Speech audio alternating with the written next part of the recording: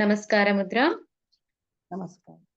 ಸದಾ ಬಾಲರೂಪಾಪಿ ವಿಘ್ನಾದ್ರಿಹಂತ್ರಿ ಮಹಾದಂತಿ ವಕ್ತ್ರಾಪಿ ಪಂಚಾಸ್ಯ ಮಾನ್ಯಾ ವಿಧೀಂದ್ರಾದಿಮೃಗ್ಯಾ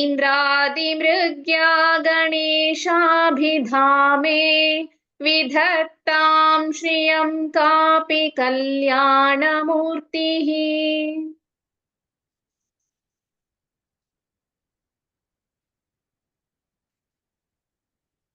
ಹರಿ ಓಂ. ಶುಭ ಸಾಯಂಕಾಲ ಎಲ್ರಿಗೂ. ಹರಿ ಓಂ. ಹರಿ ಓಂ ಪ್ರದ್ಯುಮ್ನ. ಸರಿ, ಇವತ್ತು ಎಲ್ರಿಗೂ ಮ್ಯೂಟು ಅನ್ಮ್ಯೂಟ್ ಮಾಡೋದು ಸ್ವಲ್ಪ ಕಷ್ಟ ಆಗತ್ತೆ ಅನ್ಕೊಳ್ತೀನಿ. ದಿನೇಶ್ ಮಹೋದಯ ಕೂಡ ಇಲ್ಲ. ಅದಕ್ಕೆ ಏನಂದ್ರೆ ಒಂದು ಸ್ವಲ್ಪ ಅಡ್ಜಸ್ಟ್ಮೆಂಟ್ ಆಗ್ಬೇಕು ಎಲ್ರಲ್ಲೂ. ಪ್ರದ್ಯುಮ್ನ ಹೇಳ್ತಾನೆ, ಪೂರ್ತಿ ಶ್ಲೋಕ ಅವನ ಕೈಯಲ್ಲೇ ಹೇಳಿಸ್ತೀನಿ ಇವತ್ತು. ನಾವೆಲ್ರೂ ಅವನನ್ನ ಫಾಲೋ ಮಾಡೋಣ. ಎಲ್ರು ಮ್ಯೂಟ್ ಅಲ್ಲೇ ಹೇಳ್ಕೊಳ್ಳಿ. ಪ್ರದ್ಯುಮ್ನ ಪೂರ್ತಿ ಹೇಳ್ತಾನೆ. ಹೇಳ್ತೀಯಾ ಪುಟ್ಟ? ಹೇಳ್ತೀನಿ ಗುರುಗಳೇ. ಪೂರ್ತಿ ಹೇಳು. ಎಲ್ರು ಕೂಡ ಮ್ಯೂಟ್ ಅಲ್ಲಿ ಇತ್ಕೊಂಡೆ ಪ್ರದ್ಯುಮ್ನನ್ನ ಫಾಲೋ ಮಾಡಿ, ಅವನ ಜೊತೆಗೆ ಹೇಳಿ. ನೆಕ್ಸ್ಟ್ ಕ್ಲಾಸ್ ಇಂದ ಹೇಗಿತ್ತೋ ಹಾಗೆ ಇರುತ್ತೆ, ಬಟ್ ಇದ್ ಒಂದ್ ಕ್ಲಾಸ್ ಮಾತ್ರ ಈ ರೀತಿ. ಯಾಕಂದ್ರೆ ಮಹೋದಯ ಕೂಡ ಇಲ್ಲ, ಮ್ಯೂಟು ಅನ್ಮ್ಯೂಟ್ ಮಾಡೋದು ಸ್ವಲ್ಪ ಕಷ್ಟ ಆಗತ್ತೆ. ಹಾಗಾಗಿ ಈ ರೀತಿ ಮಾಡ್ತಿರೋದು. ಸ್ಟಾರ್ಟ್ ಮಾಡು. ಓಂ ಗುರುಭ್ಯೋ ನಮಃ. ಶುಕ್ಲಾಂಬರಧರಂ ವಿಷ್ಣುಂ ಶಶಿವರ್ಣಂ ಚತುರ್ಭುಜಂ ಪ್ರಸನ್ನವದನಂ ಧ್ಯಾಯೇತ್ ಸರ್ವವಿಘ್ನೋಪಶಾಂತಯೇ. ವ್ಯಾಸಂ ವಸಿಷ್ಠನಪ್ತಾರಂ ಶಕ್ತೇಃ ಪೌತ್ರಮಕಲ್ಮಷಂ ಪರಾಶರಂ ವಂದೇ ಶುಕತಾತಂ ತಪೋನಿಧಿಂ. ವ್ಯಾಸಾಯ ವಿಷ್ಣುರೂಪಾಯ ವ್ಯಾಸರೂಪಾಯ ವಿಷ್ಣವೇ ನಮೋ ವೈ ಬ್ರಹ್ಮನಿಧಯೇ ವಾಸಿಷ್ಠಾಯ ನಮೋ ನಮಃ. ಅವಿಕಾರಾಯ ಶ್ರದ್ಧಾಯ ನಿತ್ಯಾಯ ಪರಮಾತ್ಮನೆ ಸದೈಕರೂಪರೂಪಾಯ ವಿಷ್ಣವೇ ಪ್ರಭವಿಷ್ಣವೇ.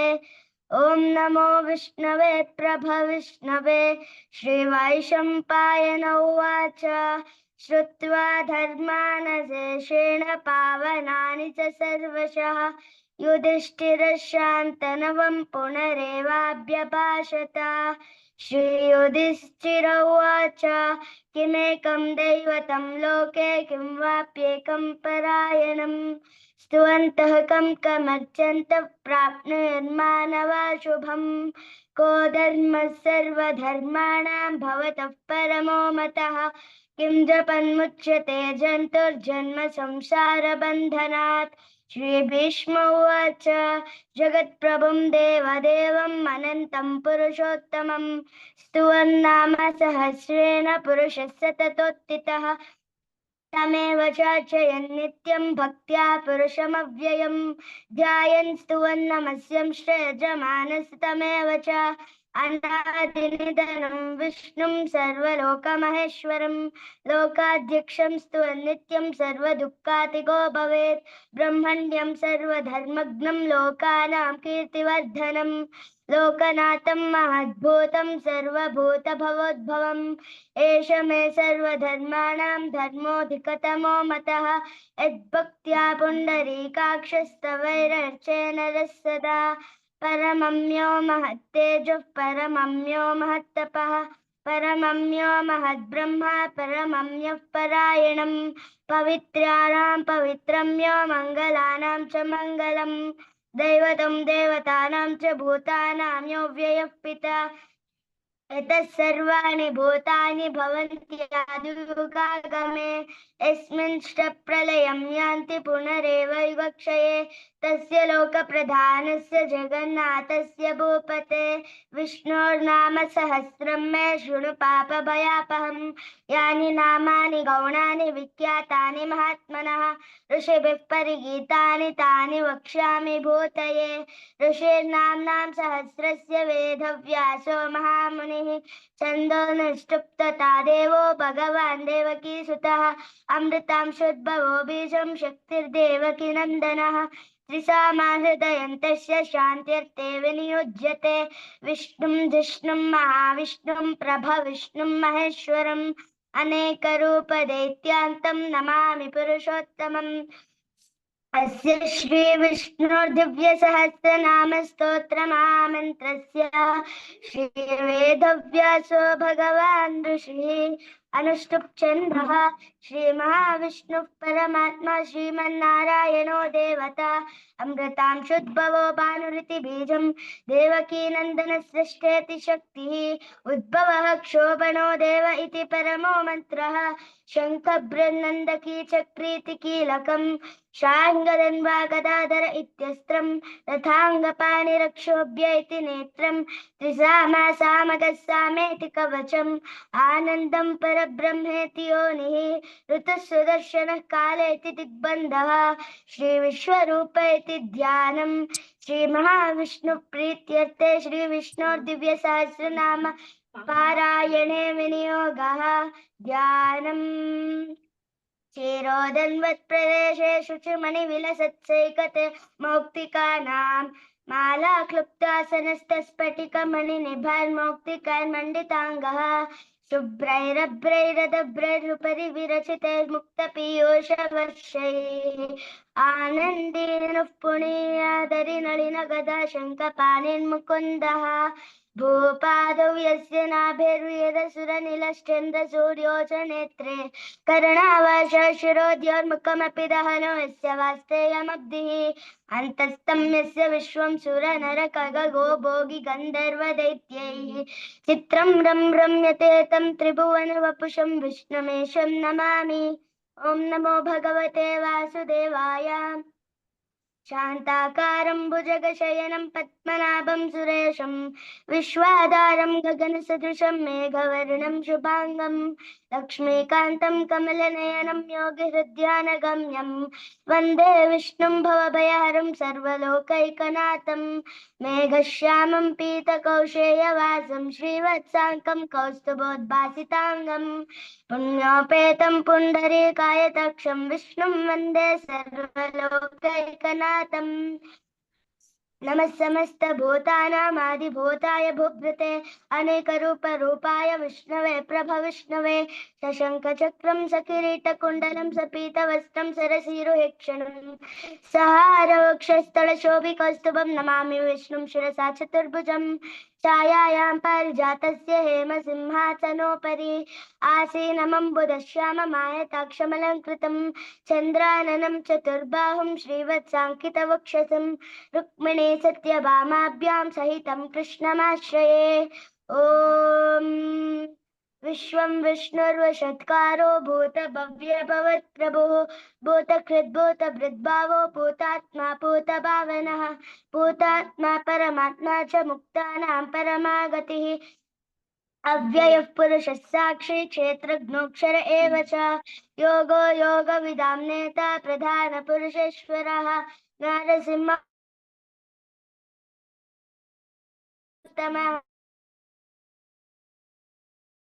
निर्निधिरव्ययः सम्भवो भावनो भर्ता प्रभव प्रभुरीश्वरः स्वयंभू शम्भुरादित्यः पुष्कराक्षो महास्वनः अनादिनिधनो दाता विधाता धातुरुत्तमः अप्रमेयो ऋषिकेश पद्मनाभो मरप्रभुः विश्वकर्मा मनुस्तुष्टस्तविष्टस्तविरो ध्रुवः अग्राह्य शाश्वत कृष्णो लोहिताक्ष प्रतर्दनः प्रभूतस्त्रिककुब्धामा पवित्रं मङ्गलं परम् ईशानः प्राणदः प्राणोर्ज्येष्ठः श्रेष्ठः प्रजापतिः हिरण्यगर्भो भूगर्भो माधवो मधुसूदनः ईश्वरो विक्रमे धन्वी मेधावी विक्रम ಸಾಕು ಪ್ರದ್ಯುಮ್ನ ಸಾಕು ಚೆನ್ನಾಗಿ ಹೇಳ್ತಾ ಇದ್ಯಾ ಆದ್ರೆ ಮಹಾಪ್ರಾಣ ಅಕ್ಷರಗಳು ಕೆಲವೊಂದ್ ಕಡೆ ಮಿಸ್ ಆಗ್ತಿದೆ ಆಯ್ತಾ ಫಸ್ಟ್ ಮೊದ್ಲು ಚೆನ್ನಾಗಿ ಕೆಲವೊಂದ್ ಕಡೆ ಮಿಸ್ ಆಗ್ತಾ ಇದೆ ಅದನ್ನ ನೋಡ್ಕೊಪುಟ್ಟ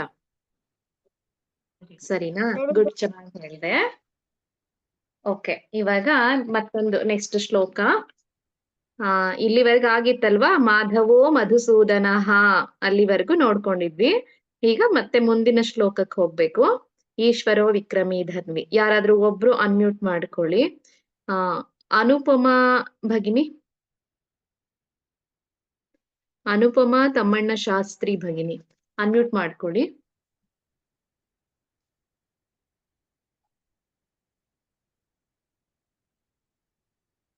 ಓಕೆ. ನೀರಜಾ ಮೂರ್ತಿ ಅನ್ನೋರು ಅನ್ಮ್ಯೂಟ್ ಮಾಡಿದೀರಾ? ನೀವೇ ಹೇಳಿ, ಪರವಾಗಿಲ್ಲ. ಅನ್ಮ್ಯೂಟ್ ಮಾಡ್ಕೊಳ್ಳಿ ನೀವೇ ಭಗಿನಿ.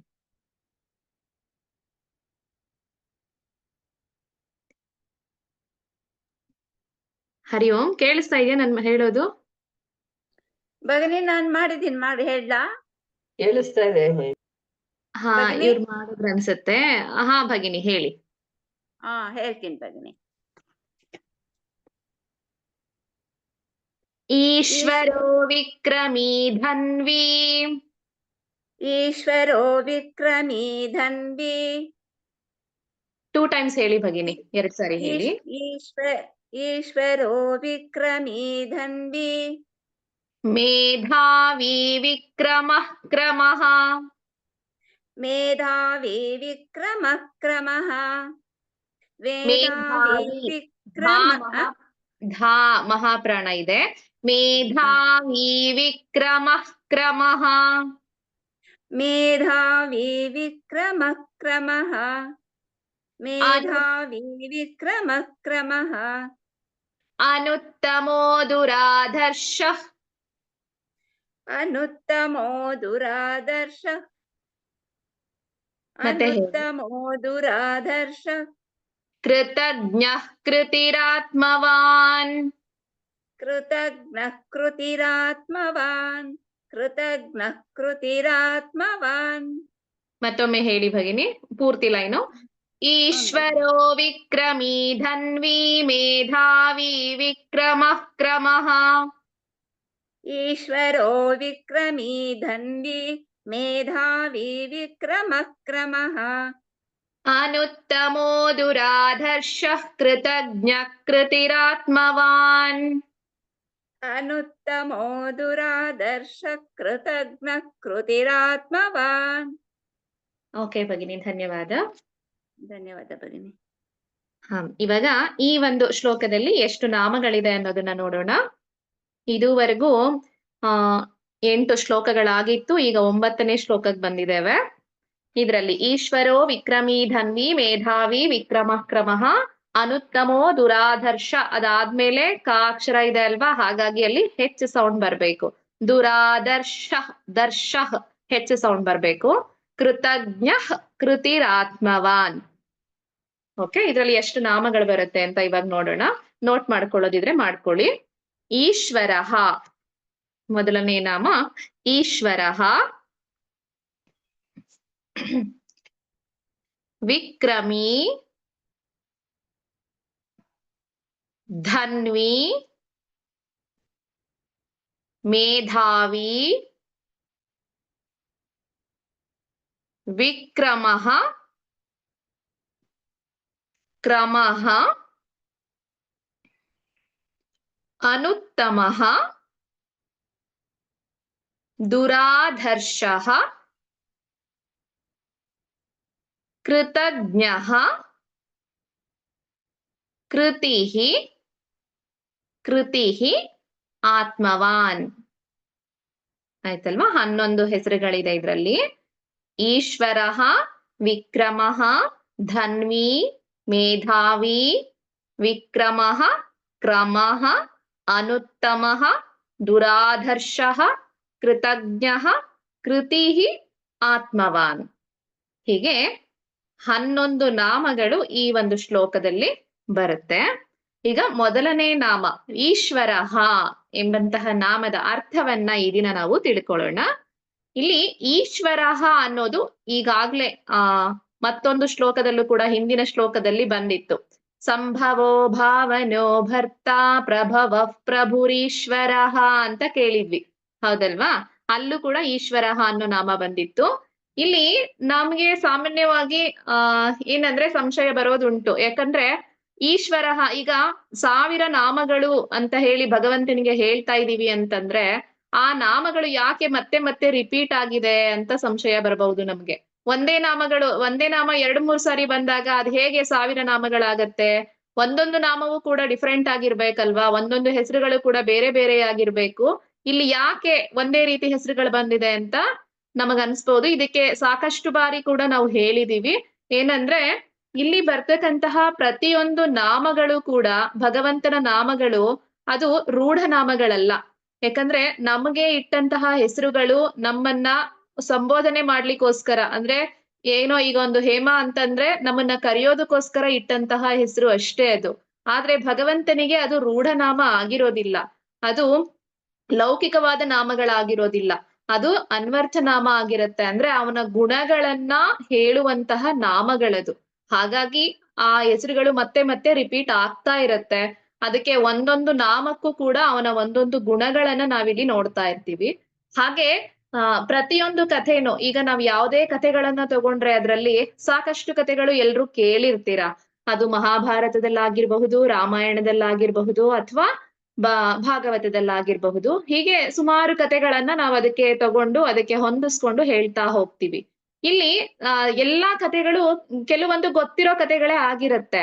ಅವಾಗ ನಿಮ್ಗೆ ಅನ್ನಿಸ್ಬಹುದು, ಏನಿದು ಈ ಕಥೆ ನಾನು ಮೊದಲೇ ಕೇಳಿದ್ನಲ್ಲ, ಮತ್ತೆ ಮತ್ತೆ ಇದನ್ನೇ ಹೇಳ್ತಿದ್ದಾರೆ ಅಂತ. ನಾವು ಈಗಾಗ್ಲೇ ನೋಡಿರೋ ಹಾಗೆ ಮಹಾಭಾರತಕ್ಕೆ ನಾವು 3 ರೀತಿಯ ವ್ಯಾಖ್ಯಾನವನ್ನ ಕೊಡ್ತಾ ಹೋಗ್ಬಹುದು. 3 ರೀತಿಯ ವ್ಯಾಖ್ಯಾನಗಳನ್ನ ವ್ಯಾಖ್ಯಾನಕಾರರು ಕೊಡ್ತಾರೆ. ಅದೇನಂದ್ರೆ ಕೇವಲ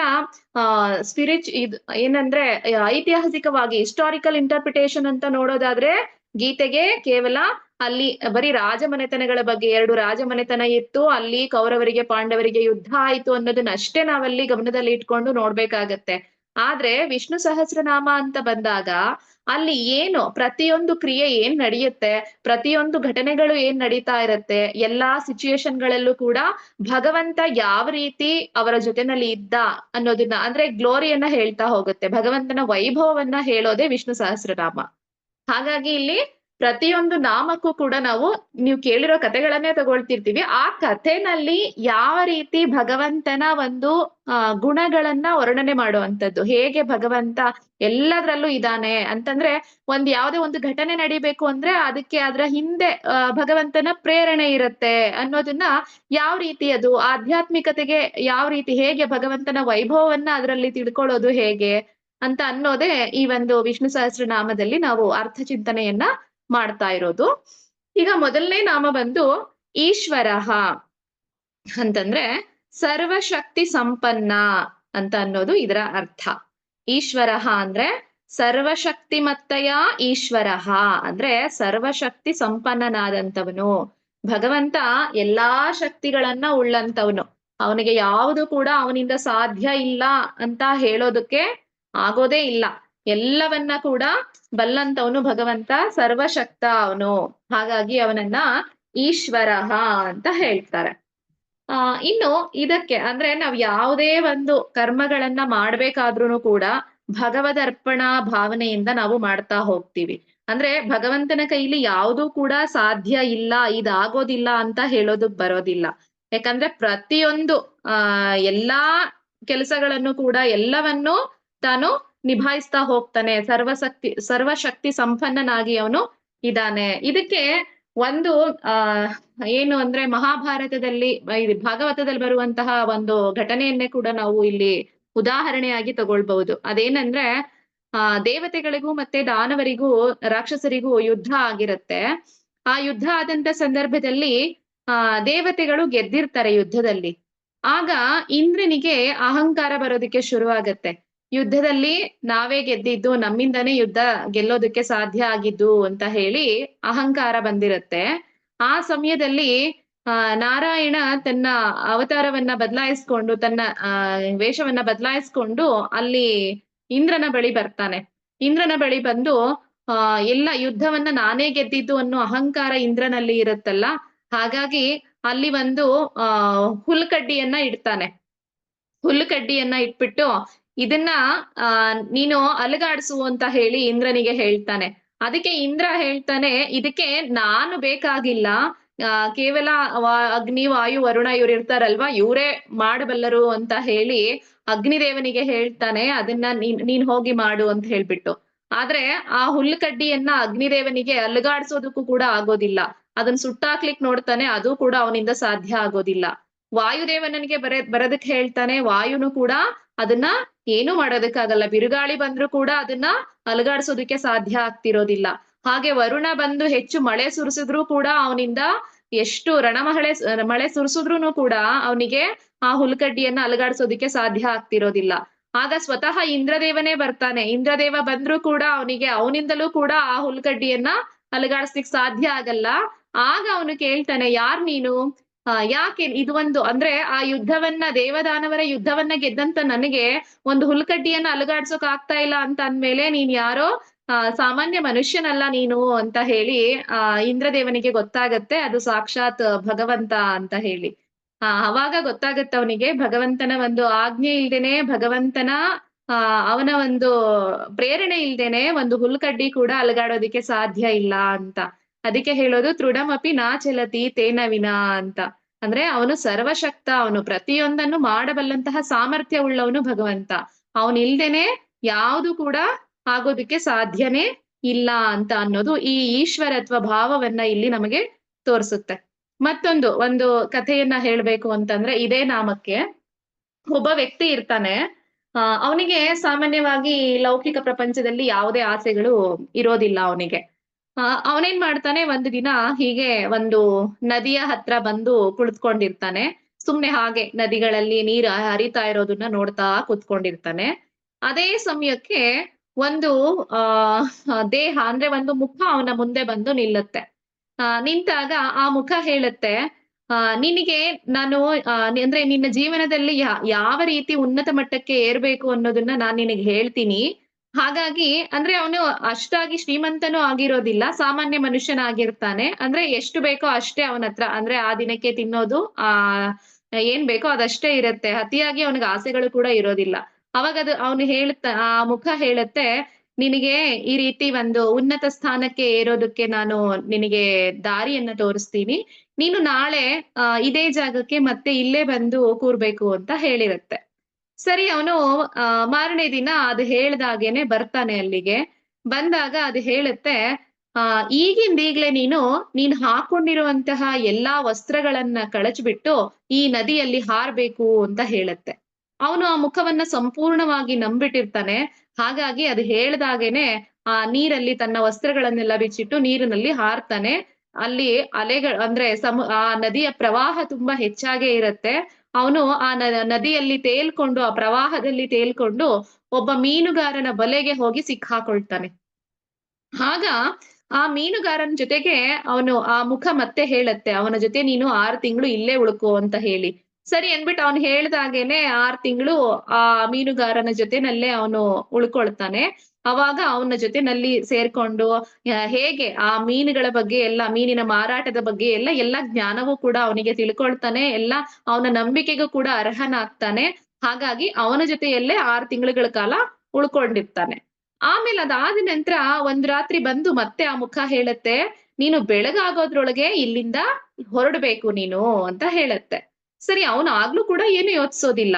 ಸರಿ, ಹೊರಡ್ತಾನೆ. ಅಲ್ಲಿ ನಿನಗೆ ಮತ್ತೊಬ್ಬ ಮನುಷ್ಯ ಕಾಯ್ತಾ ಇರ್ತಾನೆ, ನೀನ್ ಇವಾಗಿಂದ ಈಗ್ಲೇ ಹೊರಡು ಅಂತ. ಸರಿ, ಆ ಮುಖ ಹೇಳ್ದಾಗೇನೆ ಅವನು ಮತ್ತೆ ಹೊರಡ್ತಾನೆ ಅಲ್ಲಿಂದ. ಅಲ್ಲಿ ಹೊರಟಾಗ ದಾರಿಲಿ ಒಬ್ಬ ರೈತ ತಾನು ಕತ್ತೆಗಳ ಮೇಲೆ ಎಲ್ಲಾ ಸಾಮಾನುಗಳನ್ನ ಹಾಕೊಂಡು ಅಲ್ಲಿಂದ ಹೋಗ್ತಾ ಇರ್ತಾನೆ. ಅವನ ಕೈಗೆ ಇವನು ಸಿಗ್ತಾನೆ. ಸಿಕ್ಕಿದಾಗ ಅವನು ವ್ಯವಸಾಯ ಮಾಡುವಂತವನಲ್ವಾ ರೈತ, ಹಾಗಾಗಿ ಅವನ ಜೊತೆಗೆ ಇವನು ಹೋಗ್ತಾನೆ. ಹೋದಾಗ ಅವನ ಜೊತೆನಲ್ಲೇ ಇದ್ಕೊಂಡು ವ್ಯವಸಾಯ ಮಾಡೋದನ್ನು ಕೂಡ ಚೆನ್ನಾಗಿ ಕಲ್ತ್ಕೊಳ್ತಾನೆ. ಏನೇನ್ ಮಾಡ್ಬೇಕು, ವ್ಯವಸಾಯ ಹೇಗ್ ಮಾಡ್ಬೇಕು ಅಂತಹ ಜ್ಞಾನ ಎಲ್ಲ ಇವನಿಗೆ ಬರುತ್ತೆ, ಎಲ್ಲ ತಿಳ್ಕೊಳ್ತಾನೆ. ಹಾಗೆ ಇವನ್ ಜೊತೆನಲ್ಲಿ ಅವನು ನಂಬಿಕೆಗೆ ಅರ್ಹನಾಗಿದ್ರಿಂದಾಗಿ ಅವನ ಜೊತೆಗೇನೆ 1 ವರ್ಷಗಳ ಕಾಲ ಇಟ್ಕೊಂಡು ಅವನಿಗೆ ಒಂದಷ್ಟು ಹಣವನ್ನ ಕೊಟ್ಕೊಂಡು ಇಟ್ಕೊಂಡಿರ್ತಾನೆ. ಏನ್ ಅವನಿಗೆ ಬೇಕು ಬೇಡಗಳೇನಿದೆ ಎಲ್ಲ ನೋಡ್ಕೊಂಡು ಇಟ್ಕೊಂಡಿರ್ತಾನೆ.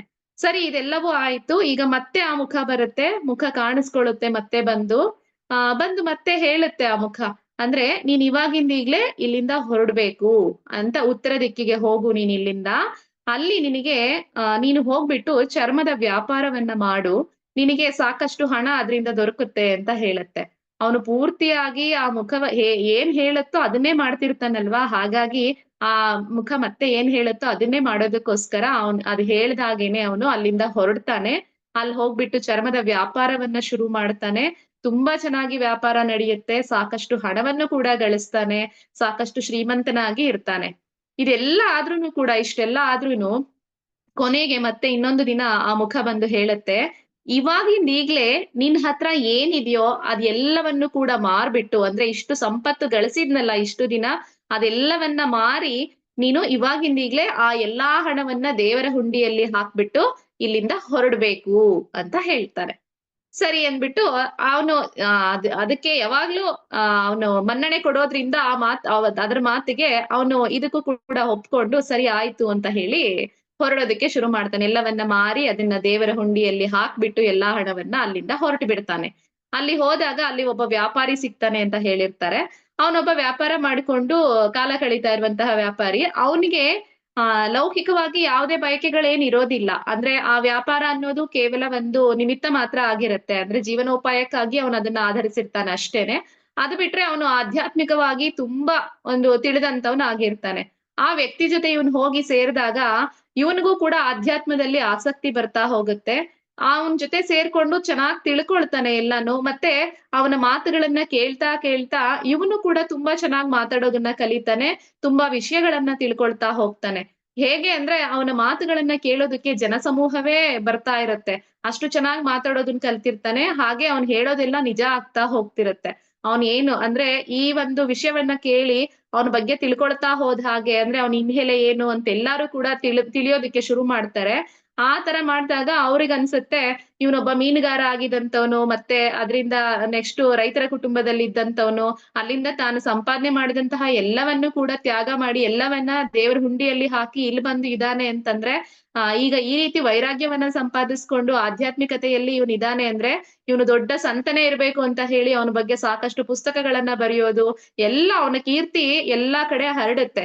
ಅವಾಗ ದೇಶ ವಿದೇಶಗಳಿಂದನೇ ಜನ ಅವನ ಹತ್ರ ಬರೋದಕ್ಕೆ ಶುರು ಮಾಡ್ತಾರೆ.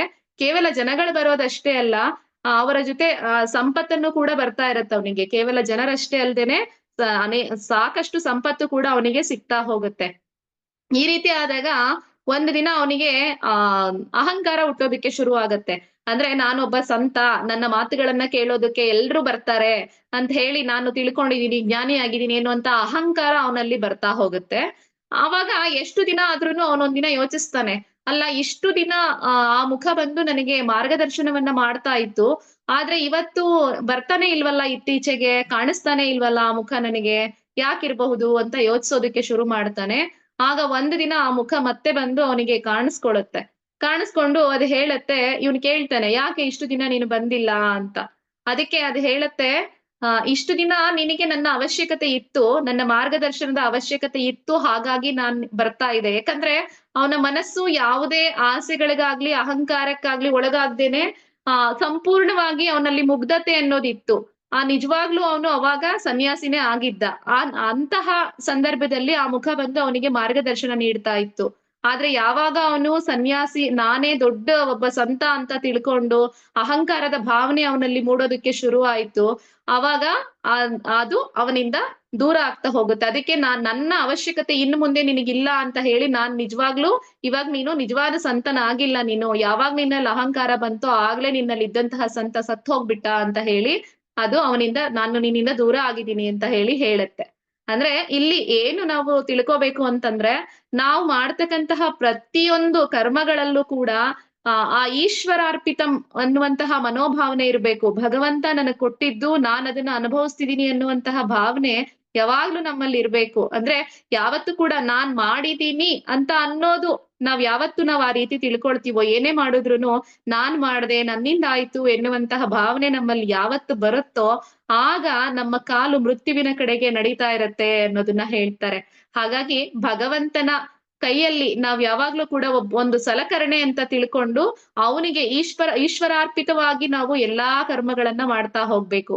ಎಲ್ಲಾ ಫಲಗಳನ್ನ ಕೊಡ್ತಕ್ಕಂಥವನು, ಸರ್ವಶಕ್ತನು, ಎಲ್ಲವನ್ನ ಎಲ್ಲಾ ಸಂಪತ್ತನ್ನ ಕೊಡ್ತಕ್ಕಂಥವನು ಎಲ್ಲ ಅವನೇ ಆಗಿದ್ದಾನೆ. ಅವನೇ ಈ ಜಗತ್ತಿಗೆ ಈಶ್ವರ. ಹಾಗಾಗಿ ಅವನನ್ನ ಈಶ್ವರ ಅಂತ ಹೇಳ್ತಾರೆ. ಇನ್ನು ಮುಂದಿನ ನಾಮ ಈಶ್ವರ ಅನ್ನುವಂತಹ ಒಂದು ನಾಮ ಎಲ್ರಿಗೂ ಅರ್ಥ ಆಗಿದೆ ಅಂತ ಅನ್ಕೊಳ್ತೀನಿ. ಈ ಒಂದು ಗುಣ, ಭಗವಂತನ ಗುಣ ಎಲ್ರಿಗೂ ಅರ್ಥ ಆಗಿದೆ ಅಂತ ಭಾವಿಸ್ತೇನೆ. ಈಗ ಮುಂದಿನ ನಾಮ ವಿಕ್ರಮಿ. ವಿಕ್ರಮಿ ಎಂಬಂತಹ ನಾಮದ ಅರ್ಥವನ್ನ ನಾವು ನೋಡೋಣ. ವಿಕ್ರಮಿ ಅಂತಂದ್ರೆ ಮಹಾಪರಾಕ್ರಮಿ ಅಂತಂದ್ರೆ ಶೌರ್ಯಂ ತದ್ ಯೋಗಾತ್ ವಿಕ್ರಮಿ ಅಂದ್ರೆ ತುಂಬಾ ಶೌರ್ಯವನ್ನ ಉಳ್ಳಂತವನು. ಇದು ಎರಡನೇ ನಾಮ ವಿಕ್ರಮಿ ಅಂತ ಅನ್ನೋದು. ಶೌರ್ಯವನ್ನ ಉಳ್ಳಂತವನು ಅಂತ ಇದರ ಅರ್ಥ ಬರುತ್ತೆ. ಮತ್ತೆ ಯಾವ ಶತ್ರುವನ್ನೇ ಆದ್ರೂ ಕೂಡ ಜಯಿಸಬಲ್ಲಂತಹ ಸಾಮರ್ಥ್ಯ ಉಳ್ಳವನು ಅಂತ. ಅದರಲ್ಲೂ ಕೂಡ ಆಯಾ ಸಂದರ್ಭಕ್ಕೆ ತಕ್ಕ ಹಾಗೆ ತನ್ನ ನಾಮ ರೂಪಗಳನ್ನ ಬಳಸ್ಕೊಂಡು ಅಸುರರನ್ನ ಸಂಹಾರ ಮಾಡ್ತಕ್ಕಂಥವನು. ಇದನ್ನಿಷ್ಟು ಹೇಳಿದ್ರೆ ಸಾಕು, ಇದರಲ್ಲೇ ನಮಗೆ ಸಾಕಷ್ಟು ಆ ಒಂದು ಘಟನೆಗಳು ನಮಗೆ ನೆನಪಾಗ್ತಾ ಹೋಗುತ್ತೆ. ಅಂದ್ರೆ ಆಯಾ ಸಂದರ್ಭಕ್ಕೆ ತಕ್ಕಂತೆ ತನ್ನ ನಾಮ ರೂಪಗಳನ್ನ ಬಳಸ್ಕೊಂಡು ಅಸುರರನ್ನ ಸಂಹಾರ ಮಾಡೋನು ಅಂತ ತಿಳಿದ ತಕ್ಷಣ ನಮಗ್ ಮೊದಲು ನೆನಪಾಗೋದೆ ಹಿರಣ್ಯಕಶ್ಯಪಿನ ಕತೆ ಅಲ್ವಾ? ಹಿರಣ್ಯಕಶ್ಯಪು ಹೇಗೆ ತನಗೆ ಮನುಷ್ಯರಿಂದ ಆಗ್ಲಿ ಪ್ರಾಣಿಗಳಿಂದ ಆಗ್ಲಿ ನನಗೆ ಯಾವುದೇ ರೀತಿಯ ಒಂದು ಮರಣ ಬರಬಾರದು ಅಂತ ಕೇಳ್ಕೊಂಡಿದ್ರು ಕೂಡ ನರಸಿಂಹನಾಗಿ ಅಂದ್ರೆ ಅರ್ಧ ಮಾನವ ಅರ್ಧ ಪ್ರಾಣಿಯ ದೇಹವನ್ನ ಹೊಂದಿ ಬಂದು ಅವನನ್ನ ಕೊಲ್ತಾನೆ. ಇದು ಹಿರಣ್ಯಕಶ್ಯಪಿನ ಕತೆ. ಹಾಗೇನೆ ವಾಮನ ರೂಪ ಆಗಿರಬಹುದು, ತ್ರಿವಿಕ್ರಮನ ಅವತಾರ ಆಗಿರಬಹುದು, ಇದೆಲ್ಲವೂ ಕೂಡ ಅಂದ್ರೆ ಒಬ್ಬ ವ್ಯಕ್ತಿ ತಾನು ಎಷ್ಟೇ ಬುದ್ಧಿವಂತ ಅಂತ ತಿಳ್ಕೊಂಡು ಭಗವಂತನ ಹತ್ರ ಅವನು ಯಾವುದೇ ವರವನ್ನ ಕೇಳಿದ್ರು ಕೂಡ ಅದ್ ಎಲ್ಲವನ್ನು ಕೂಡ ಅತಿಕ್ರಮಣ ಮಾಡಿ ಅಂದ್ರೆ ಎಲ್ಲವನ್ನ ಮೀರಿ ಅವನ ಶೌರ್ಯವನ್ನ ಅವನು ಮಾಡ್ಬೇಕಾದಂತಹ ಕೆಲಸವನ್ನ ಅವನ ಪ್ರತಾಪವನ್ನ ಅಲ್ಲಿ ತೋರಿಸ್ತಾನೆ ಭಗವಂತ. ಹಾಗಾಗಿ ಅವನನ್ನ ವಿಕ್ರಮಿ ಅಂತ ಹೇಳ್ತಾರೆ. ಇನ್ನು ಇದಕ್ಕೆ ಸಂಬಂಧಪಟ್ಟ ಹಾಗೆ ಒಂದು ರಾಮಾಯಣದ ಒಂದು ಪ್ರಸಂಗವನ್ನ ನಾವು ನೋಡೋದಾದ್ರೆ, ವಿಶ್ರವಸ್ಸು ಮತ್ತೆ ಕೈಕಸಿ ಎಲ್ರಿಗೂ ಗೊತ್ತಿದೆ ಅಲ್ವಾ? ರಾವಣನ ತಂದೆ ವಿಶ್ರವಸ್ಸು. ದಯವಿಟ್ಟು ಎಲ್ರು ಮ್ಯೂಟ್ ಮಾಡ್ಕೊಳ್ಳಿ. ಯಾರೋ ಒಬ್ರು ಅನ್ಮ್ಯೂಟ್ ಅಲ್ಲಿ ಇದ್ದೀರಾ? ವಾಣಿ ಸುಬ್ರಹ್ಮಣ್ಯ ಭಗಿನಿ, ನಾನು ಮ್ಯೂಟ್ ಮಾಡ್ತೀನಿ. ವಿಶ್ರವಸ್ಸು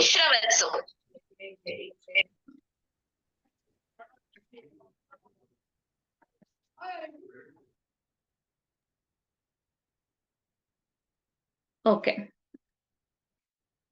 ವಿಶ್ರವಸ್ಸು, ರಾವಣನ ತಂದೆ ವಿಶ್ರವಸ್ಸು, ಹಾಗೆ ತಾಯಿ ಕೈಕಸಿ ಅನ್ನೋದು ಗೊತ್ತಿದೆ. ಅವರಿಗೆ 3 ಜನ ಮಕ್ಕಳಿರ್ತಾರೆ. ಅದ್ರಲ್ಲಿ ರಾವಣ, ಕುಂಭಕರ್ಣ ಮತ್ತೆ ವಿಭೀಷಣ ಅಲ್ವಾ? ಆ 3 ಜನ ಮಕ್ಕಳಲ್ಲಿ ರಾವಣ ಏನಿದ್ದಾನೆ ಅವನು ಯಜ್ಞವನ್ನ ಮಾಡೋದಕ್ಕೆ ಒಂದು ತಪಸ್ಸನ್ನ ಮಾಡೋದಕ್ಕೆ ಶುರು ಮಾಡ್ತಾನೆ. ನೀರಜ್ ಮೂರ್ತಿ ಮ್ಯೂಟ್ ಮಾಡ್ಕೊಳ್ತಾ ಇದ್ದೀರಾ? ದಯವಿಟ್ಟು ಮ್ಯೂಟ್ ಮಾಡ್ಕೊಳ್ಳಿ. ನಾನ್ ಮ್ಯೂಟ್ ಮಾಡ್ತಾನೆ ಇದ್ದೀನಿ, ನೀವು ಅನ್ಮ್ಯೂಟ್ ಮಾಡ್ಕೊಳ್ತಿದ್ದೀರಾ.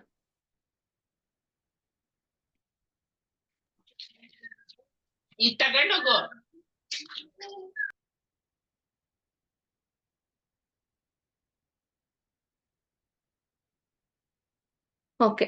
ರಾವಣ ಅಮರತ್ವವನ್ನ ಪಡಿಬೇಕು ಅಂತ ಹೇಳಿ ತಪಸ್ಸನ್ನ ಮಾಡೋದಿಕ್ಕೆ ಶುರು ಮಾಡ್ತಾನೆ.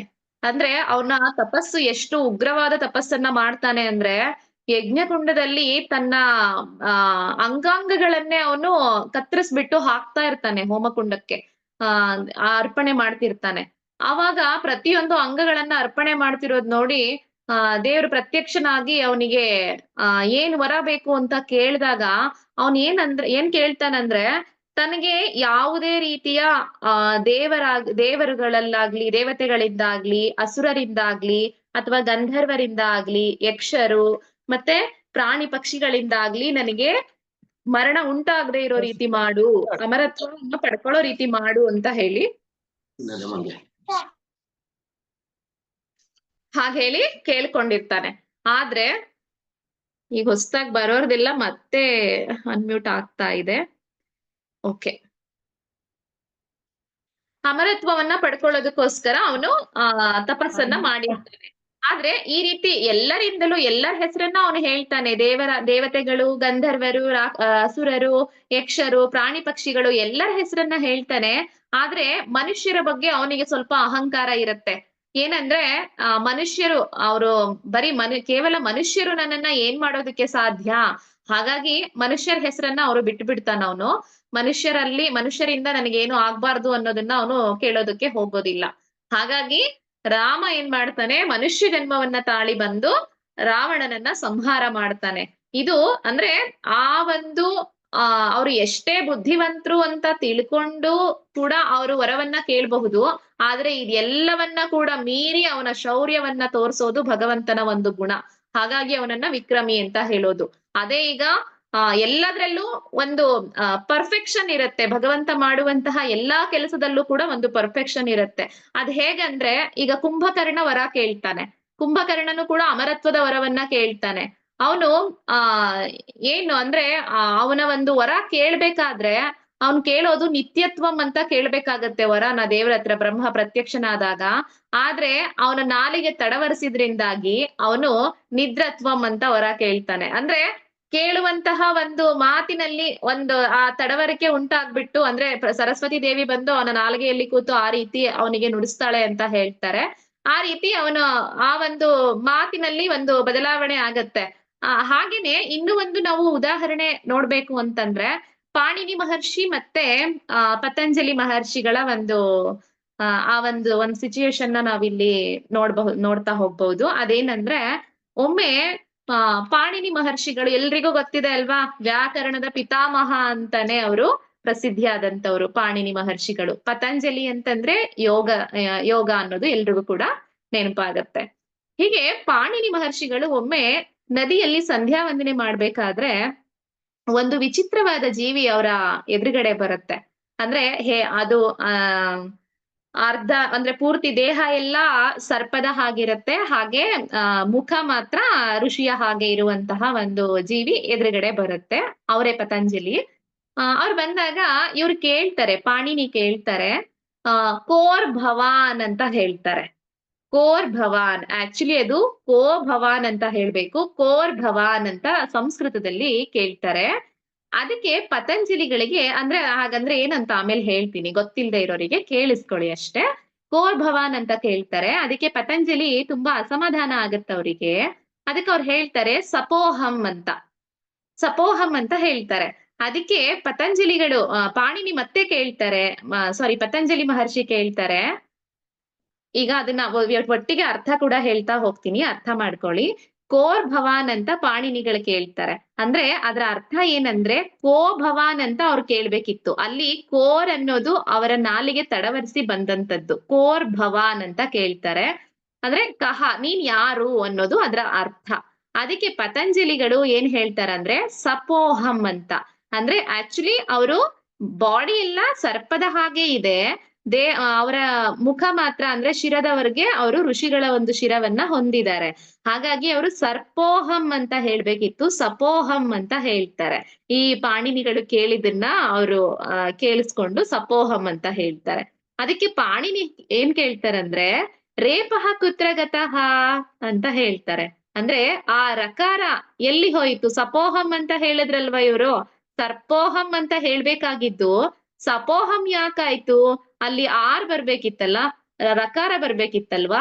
ಆ ರೇಪಹ ಅಂದ್ರೆ ರಕಾರ, ಆ ರಕಾರ ಎಲ್ಲಿ ಹೋಯ್ತು ಅಂತ ಪಾಣಿನಿಗಳು ಕೇಳ್ತಾರೆ. ಅದಕ್ಕೆ ಪತಂಜಲಿ ಹೇಳ್ತಾರೆ ಪೂರ್ವಮೇವ ತ್ವಯಾ ಅಪಹೃತಃ ಅಂತ. ಅಂದ್ರೆ ಮೊದಲೇ ನಿಮ್ಮಿಂದ ಅಪಹರಿಸಲ್ಪಟ್ಟಿದೆಯಲ್ಲ ಅಂತ ಹೇಳ್ತಾರೆ. ಅಂದ್ರೆ ಇವಾಗ ಅವರು ಕೋ ಭವಾನ್ ಅಂತ ಹೇಳೋದಕ್ಕೆ ಕೋರ್ ಭವಾನ್ ಅಂತ ಹೇಳಿದ್ರು. ರಕಾರ ಅವ್ರು ತಗೊಂಡ್ಬಿಟ್ಟಿದ್ದಾರೆ, ಅದು ತಪ್ಪೇನೆ. ಹಾಗಾಗಿ ಇವರು ಸಪೋಹಂ, ಯಾಕಂದ್ರೆ ಇಲ್ಲಿ ಸೇರ್ಸ್ಬೇಕಾಗಿದ್ನ ನೀನ್ ಆಲ್ರೆಡಿ ತಗೊಂಡ್ಬಿಟ್ಟಿದ್ಯಾ, ಹಾಗಾಗಿ ನಾನ್ ಅದಕ್ಕೆ ಸೇರ್ಸಿಲ್ಲ ಅಂತ ಇವ್ರು ಹೇಳ್ತಾರೆ. ಅಂದ್ರೆ ಇದು ಯಾಕೆ ಈ ಒಂದು ಸಂಭಾಷಣೆ ಇಲ್ಲಿ ನಮ್ಗೆ ಮಹತ್ವದಾಗತ್ತೆ ಅಂತಂದ್ರೆ ವ್ಯಾಕರಣದ ಪಿತಾಮಹ ಅಂತ ಅನ್ನಿಸ್ಕೊಂಡಂತಹ ಪಾಣಿನಿ ಮಹರ್ಷಿಗಳಿಂದಲೇ ಕೆಲವೊಮ್ಮೆ ನಾಲಿಗೆ ತಡವರಿಸಿ ಆ ರೀತಿ ತಪ್ಪುಗಳು ಆಗತ್ತೆ ಅಂತ ನಾವಿಲ್ಲಿ ಅರ್ಥ ಮಾಡ್ಕೊಳ್ಬೇಕು. ಆ ರೀತಿ ಆಗೋದ್ರಿಂದ ಅಂದ್ರೆ ಎಂತಹ ಒಬ್ಬ ಜ್ಞಾನಿ ಅಂತ ಅನ್ನಿಸ್ಕೊಂಡ್ರು ಕೂಡ ಅವರಿಂದ ಏನೋ ಸಣ್ಣ ಪುಟ್ಟ ತಪ್ಪುಗಳು ಆಗ್ತಿರತ್ತೆ. ಆದ್ರೆ ಭಗವಂತ ಮಾತ್ರ ಎಲ್ಲಾದ್ರಲ್ಲೂ ಪರ್ಫೆಕ್ಟ್ ಆಗಿರೋನು ಅಂತ ಅನ್ನೋದನ್ನ ನಾವಿಲ್ಲಿ ಅರ್ಥ ಮಾಡ್ಕೊಳ್ಬೇಕು. ಇನ್ನ ಅಂತಹ ವ್ಯಾಕರಣಕಾರರೇ ಅವರಿಂದಾನೇ ಈ ರೀತಿ ಸಣ್ಣ ಪುಟ್ಟ ಮಿಸ್ಟೇಕ್ಗಳು ಆಗ್ತಿರತ್ತೆ ಅಂತಂದಾಗ, ಅಂದ್ರೆ ಅವ್ರಿಗೆ ಗೊತ್ತಿದ್ದು ಮಾಡಿದ ತಪ್ಪಲ್ಲ, ಅದು ನಾಲಿಗೆ ತಡವರಿಸೋದ್ರಿಂದಾಗಿ ಆ ರೀತಿ ತಪ್ಪುಗಳು ಸಂಭವಿಸುವಂತದ್ದು. ಆ ರೀತಿ ಅವರಿಂದನೇ ಆ ರೀತಿ ತಪ್ಪುಗಳಾಗತ್ತೆ ಅಂತ ನಾವಿಲ್ಲಿ ನೋಡೋದಾದ್ರೆ, ಭಗವಂತ ಮಾತ್ರ ಯಾವುದೇ ಒಂದು ತಪ್ಪುಗಳಿಲ್ದ ಹಾಗೆ ಎಲ್ಲಾ ಕಾರ್ಯಗಳನ್ನ ಪರ್ಫೆಕ್ಟ್ ಆಗಿ ಮಾಡುವಂತಹ ಸಾಮರ್ಥ್ಯ ಉಳ್ಳವನು ಅಂದ್ರೆ ಅದು ನಾರಾಯಣ ಮಾತ್ರ. ಹಾಗಾಗಿ ಅವನನ್ನ ವಿಕ್ರಮಿ ಅಂತ ಹೇಳ್ತಾರೆ. ಶೌರ್ಯವನ್ನ ಉಳ್ಳಂತವನು, ಮತ್ತೆ ಎಂತಹ ಪರಿಸ್ಥಿತಿಯಲ್ಲೂ ಎಂತಹ ಸಂದರ್ಭಕ್ಕೆ ತಕ್ಕಂತೆ, ಆಯಾ ಸಂದರ್ಭಕ್ಕೆ ತಕ್ಕಂತೆ ನಾಮರೂಪಗಳನ್ನ ಬಳಸ್ಕೊಂಡು ಅಸುರರನ್ನ ಸಂಹಾರ ಮಾಡ್ತಕ್ಕಂಥವನು. ಯಾಕಂದ್ರೆ ಈಗ ನೋಡಿ, ಈಗ ವಾಮನ ಅವತಾರದಲ್ಲಿ ಅದ್ರಲ್ಲೂ ಕೂಡ ನೋಡ್ಬಹುದು ನಾವು, ಹಿರಣ್ಯಕಶ್ಯಪು ಎಷ್ಟು ಬುದ್ಧಿವಂತಿಕೆಯಿಂದ ಕೇಳ್ತಾನೆ, ಯಾರಿಗೂ ನನ್ನಿಂದ ಅಂದ್ರೆ ಯಾರಿಂದಲೂ ಕೂಡ ನನಗೆ ಮನುಷ್ಯರಿಂದ ಆಗ್ಲಿ ಅಥವಾ ಪ್ರಾಣಿಗಳಿಂದ ಆಗ್ಲಿ ನನಗೆ ಮರಣ ಬರ್ಲೇಬಾರದು ಅಂತ ಹೇಳಿ ಬುದ್ಧಿವಂತಿಕೆ, ನಾವೇ ಬುದ್ಧಿವಂತರು ಅಂತ ತಿಳ್ಕೊಂಡು ಎಲ್ಲ ಕೇಳಿರ್ತಾರೆ. ಆದ್ರೂ ಕೂಡ ಅದು ಎಲ್ಲವನ್ನು ಮೀರಿ ತನ್ನ ಶೌರ್ಯವನ್ನ, ತನ್ನ ಪ್ರತಾಪವನ್ನ ಅವನು ತೋರಿಸ್ತಾನೆ. ಹಾಗಾಗಿ ಭಗವಂತನಿಗೆ ವಿಕ್ರಮಿ ಅನ್ನೋದು ಅನ್ವರ್ಥನಾಮ ಆಗಿದೆ. ಇದು ಅವನ ಒಂದು ಶೌರ್ಯದ ಗುಣಗಳನ್ನ ಹೇಳುತ್ತೆ. ಇನ್ನು ಇದೇ ಒಂದು ಶ್ಲೋಕದಲ್ಲಿ ಮೂರನೆಯದಾಗಿ ಧನ್ವಿ. ಈಶ್ವರಃ ವಿಕ್ರಮೀ, ಈಗ ಧನ್ವಿ. ಧನ್ವಿ ಎಂದಾಕ್ಷಣಕ್ಕೆ ಎಲ್ರಿಗೂ ಅರ್ಥ ಆಗತ್ತೆ, ಧನಸ್ಸನ್ನ ಧರಿಸಿರುವಂತವನು ಅಂತ. ಧನುಸ್ಸನ್ನ ಧರಿಸಿರುವಂತವನೇ ಧನ್ವಿ. ಧನುರಸ್ಯಾಸ್ತೀತಿ ಧನ್ವಿ. ಧನುರಸ್ಯ ಅಸ್ತಿ ಇತಿ ಧನ್ವಿ. ಯಾರು ಧನಸ್ಸನ್ನ ಧರಿಸಿರ್ತಾನೋ ಅವನೇ ಧನ್ವಿ. ಇದನ್ನ ನಾವು ಭಗವದ್ಗೀತೆಯ 10ನೇ ಅಧ್ಯಾಯದ 31ನೇ ಶ್ಲೋಕದಲ್ಲೂ ಕೂಡ ನೋಡಬಹುದು. ರಾಮ ಶಸ್ತ್ರಭೃತಾಮಹಂ ಅಂತ ಭಗವಂತ ಹೇಳಿದಾನೆ. ಅಂದ್ರೆ ಯಾರು ಶಸ್ತ್ರಗಳನ್ನ ಧರಿಸಿರ್ತಾರೋ ಆ ಶಸ್ತ್ರಧಾರಿಗಳಲ್ಲಿ ನಾನು ರಾಮನಾಗಿದ್ದೀನಿ ಅಂತ ಹೇಳಿ ಭಗವಂತ ಹೇಳಿದಾನೆ. ಹಾಗಾಗಿ ಇಲ್ಲಿ ನಾವು ರಾಮಾಯಣದ ಒಂದು ಪ್ರಸಂಗವನ್ನೇ ನಾವಿಲ್ಲಿ ಕಥೆಯ ರೂಪದಲ್ಲಿ ನೋಡೋದಾದ್ರೆ ಭಗವಂತನ ಗುಣಗಳನ್ನ ಅದ್ರಲ್ಲಿ ಯಾವ ರೀತಿ ತಿಳ್ಕೊಳ್ಬಹುದು, ಇದಕ್ಕೆ ಅನ್ವರ್ಥನಾಮವಾಗಿ ಹೇಗೆ ತಿಳ್ಕೊಳ್ಬಹುದು ಅಂತಂದ್ರೆ, ತಮಗೆಲ್ರಿಗೂ ಗೊತ್ತಿರುವಂತಹ ಕಥೆನೆ. ಏನಂದ್ರೆ ರಾಮ ಸೀತೆಯನ್ನ ಅಪಹರಣ ಮಾಡಿರ್ತಾನೆ, ರಾವಣ ಸೀತೆಯನ್ನ ಅಪಹರಣ ಮಾಡಿರ್ತಾನೆ. ಅಂತಹ ಸಂದರ್ಭದಲ್ಲಿ ಎಲ್ಲ ವಾನರ ಸೇನೆಯನ್ನ ಕಟ್ಕೊಂಡು ಸುಗ್ರೀವನ ಒಂದು ಸಹಾಯವನ್ನ ಪಡ್ಕೊಂಡು ಎಲ್ಲರೊಟ್ಟಿಗೆ ಲಂಕೆಯನ್ನ ಹಾರಿ, ಲಂಕೆಗೆ ಸೇತುವೆಯನ್ನ ಕಟ್ಟಿ ಅಲ್ಲಿ ಯುದ್ಧಕ್ಕೆ ಎಲ್ರು ಕೂಡ ತಯಾರಾಗಿ ನಿಂತಿರ್ತಾರೆ. ಯುದ್ಧವನ್ನ ಮಾಡುವಂತ ಸಂದರ್ಭದಲ್ಲಿ ರಾವಣ ಮತ್ತೆ ರಾಮ ಎಲ್ರಿಗೂ ಕೂಡ ಅಲ್ಲಿದ್ದಂತಹ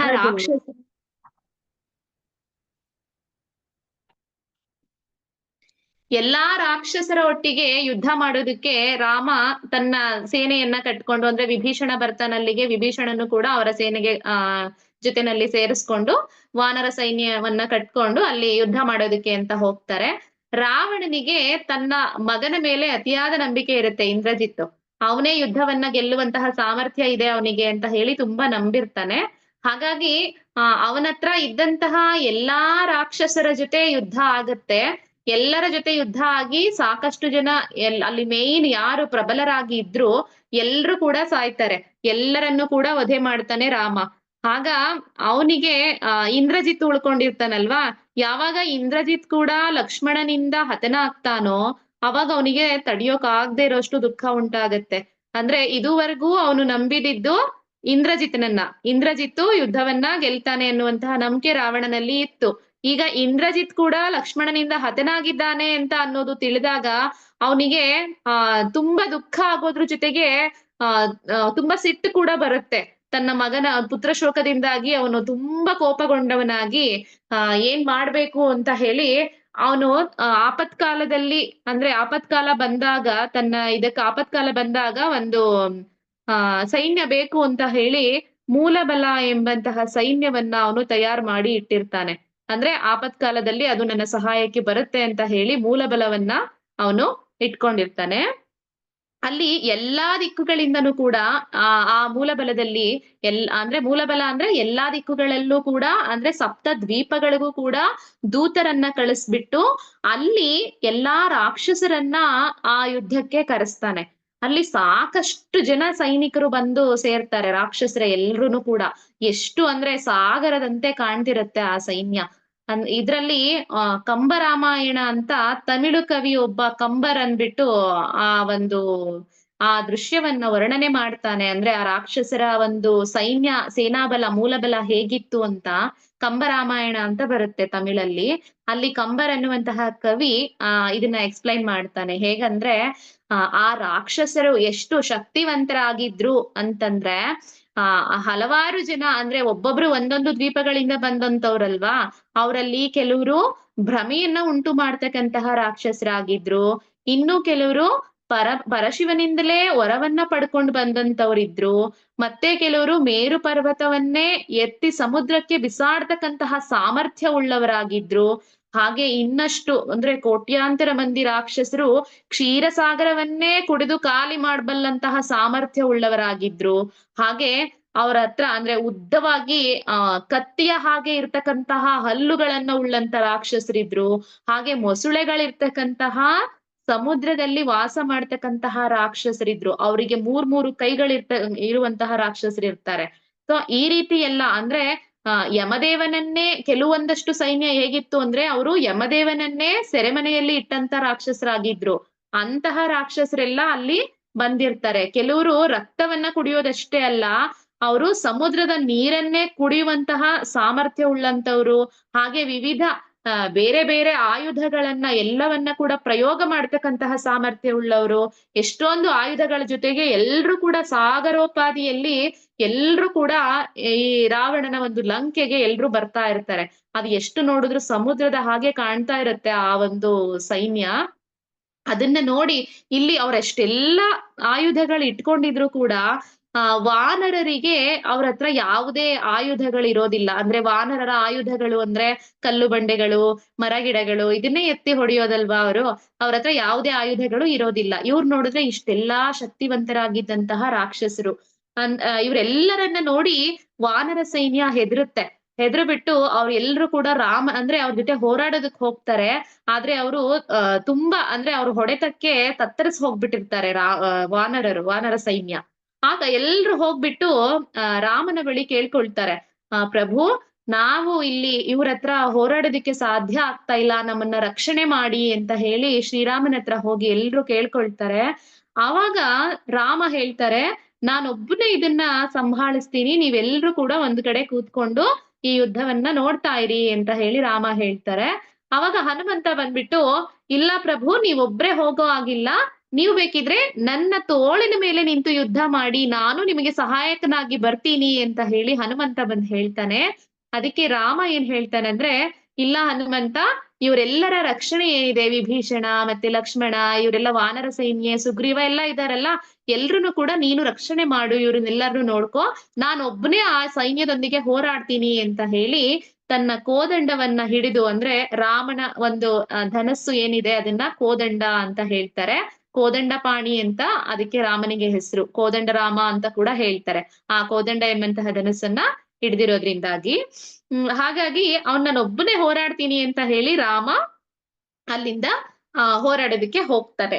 ಈಗ ಹೋಗ್ಬೇಕಾದ್ರೆ ಅಂದ್ರೆ ಅಲ್ಲಿ ಎಷ್ಟು ಜನ ಇರ್ತಾರೆ ಅಂತ ಅನ್ನೋದಕ್ಕೆ ಆ ಕಂಬ ರಾಮಾಯಣ ಅನ್ನುವಂತಹ ಆ ಕೃತಿನಲ್ಲಿ ಅಂದ್ರೆ ವಾಲ್ಮೀಕಿಗಳೇ ಹೇಳ್ತಾರೆ. ವಾಲ್ಮೀಕಿಗಳ ಲೆಕ್ಕದ ಪ್ರಕಾರ ಅಂತಂದ್ರೆ ವಾಲ್ಮೀಕಿಗಳು ರಾಮಾಯಣದಲ್ಲಿ ಏನ್ ಹೇಳ್ತಾರೆ, ಆ ಸೇನಾಬಲ ಎಷ್ಟಿತ್ತು ಅಂತ ಹೇಳಿ ಒಂದು ಲೆಕ್ಕವನ್ನ ಕೊಡ್ತಾರೆ. ಅದೇನಂದ್ರೆ ಅಲ್ಲಿ 7,29,00,000 ವಾಯುವೇಗದ ರಥಗಳಿತ್ತಂತೆ. ಅಂದ್ರೆ ಈಗ ಅಕ್ಷೋಹಿಣಿ ಸೈನ್ಯದಲ್ಲಿ ಏನೆಲ್ಲಾ ಇತ್ತು, ಎಷ್ಟು ಸೇನಾಬಲ ಇತ್ತು ಅಂತ ಹೇಳ್ತಾರಲ್ವಾ, ಹಾಗೆ ಇಲ್ಲೂ ಕೂಡ ಈ ಯುದ್ಧಕಾಂಡದಲ್ಲಿ ಬರೋ ಅಂತದ್ದು ವಾಲ್ಮೀಕಿಗಳು ಹೇಳೋ ಅಂತದ್ದು ಎಷ್ಟು ಅಂದ್ರೆ ಆ ಸೇನಾಬಲ ಹೇಗಿತ್ತು ಅನ್ನೋದನ್ನ ಹೇಳ್ತಾ ಹೋಗ್ತಾರೆ.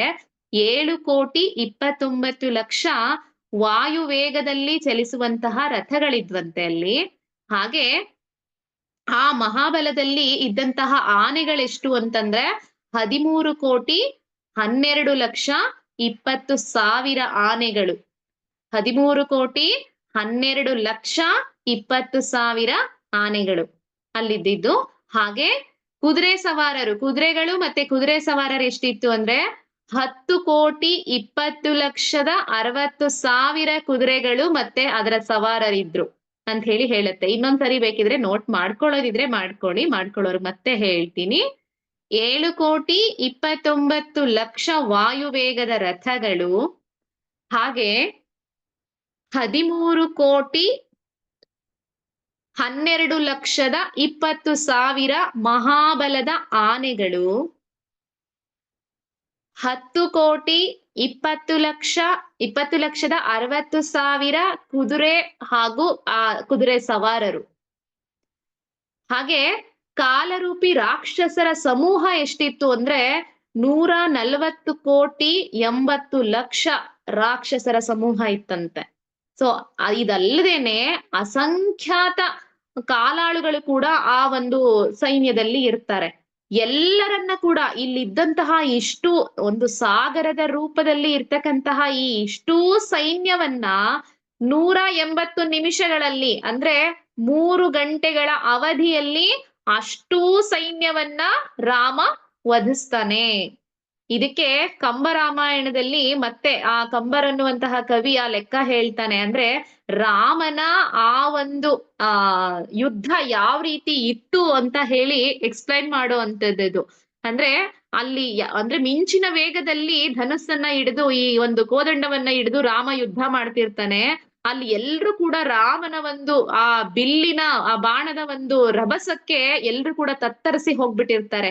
ಆ ರಾಮ ಎಲ್ಲಿ ಯುದ್ಧ ಮಾಡ್ತಿದ್ದಾನೆ ಅನ್ನೋದೇ ಅವ್ರಿಗೆ ಗೊತ್ತಾಗೋದಿಲ್ಲ. ಯಾಕಂದ್ರೆ ಕೆಲವೊಂದ್ಸರಿ ಅವರಿಗೆ ಮಹಾರಥಿಗಳ ಜೊತೆ ರಾಮ ಇದ್ದಾನೆ ಅನ್ನೋ ತರ ಕೆಲವು ರಾಕ್ಷಸರಿಗೆ ಕಾಣಿಸ್ತಿರ್ತಾನೆ, ಮಿಂಚಿನ ವೇಗದಲ್ಲಿ ಚಲಿಸುವಂತದ್ದು. ಇನ್ನು ಕೆಲವೊಂದ್ ಕಡೆ ಗಜಪಡೆಯನ್ನ ಕೊಲ್ತಿದ್ದಾನೆ ರಾಮ ಅಂತ ಕೆಲವ್ರು ಕೂಗ್ತಾ ಇರ್ತಾರೆ.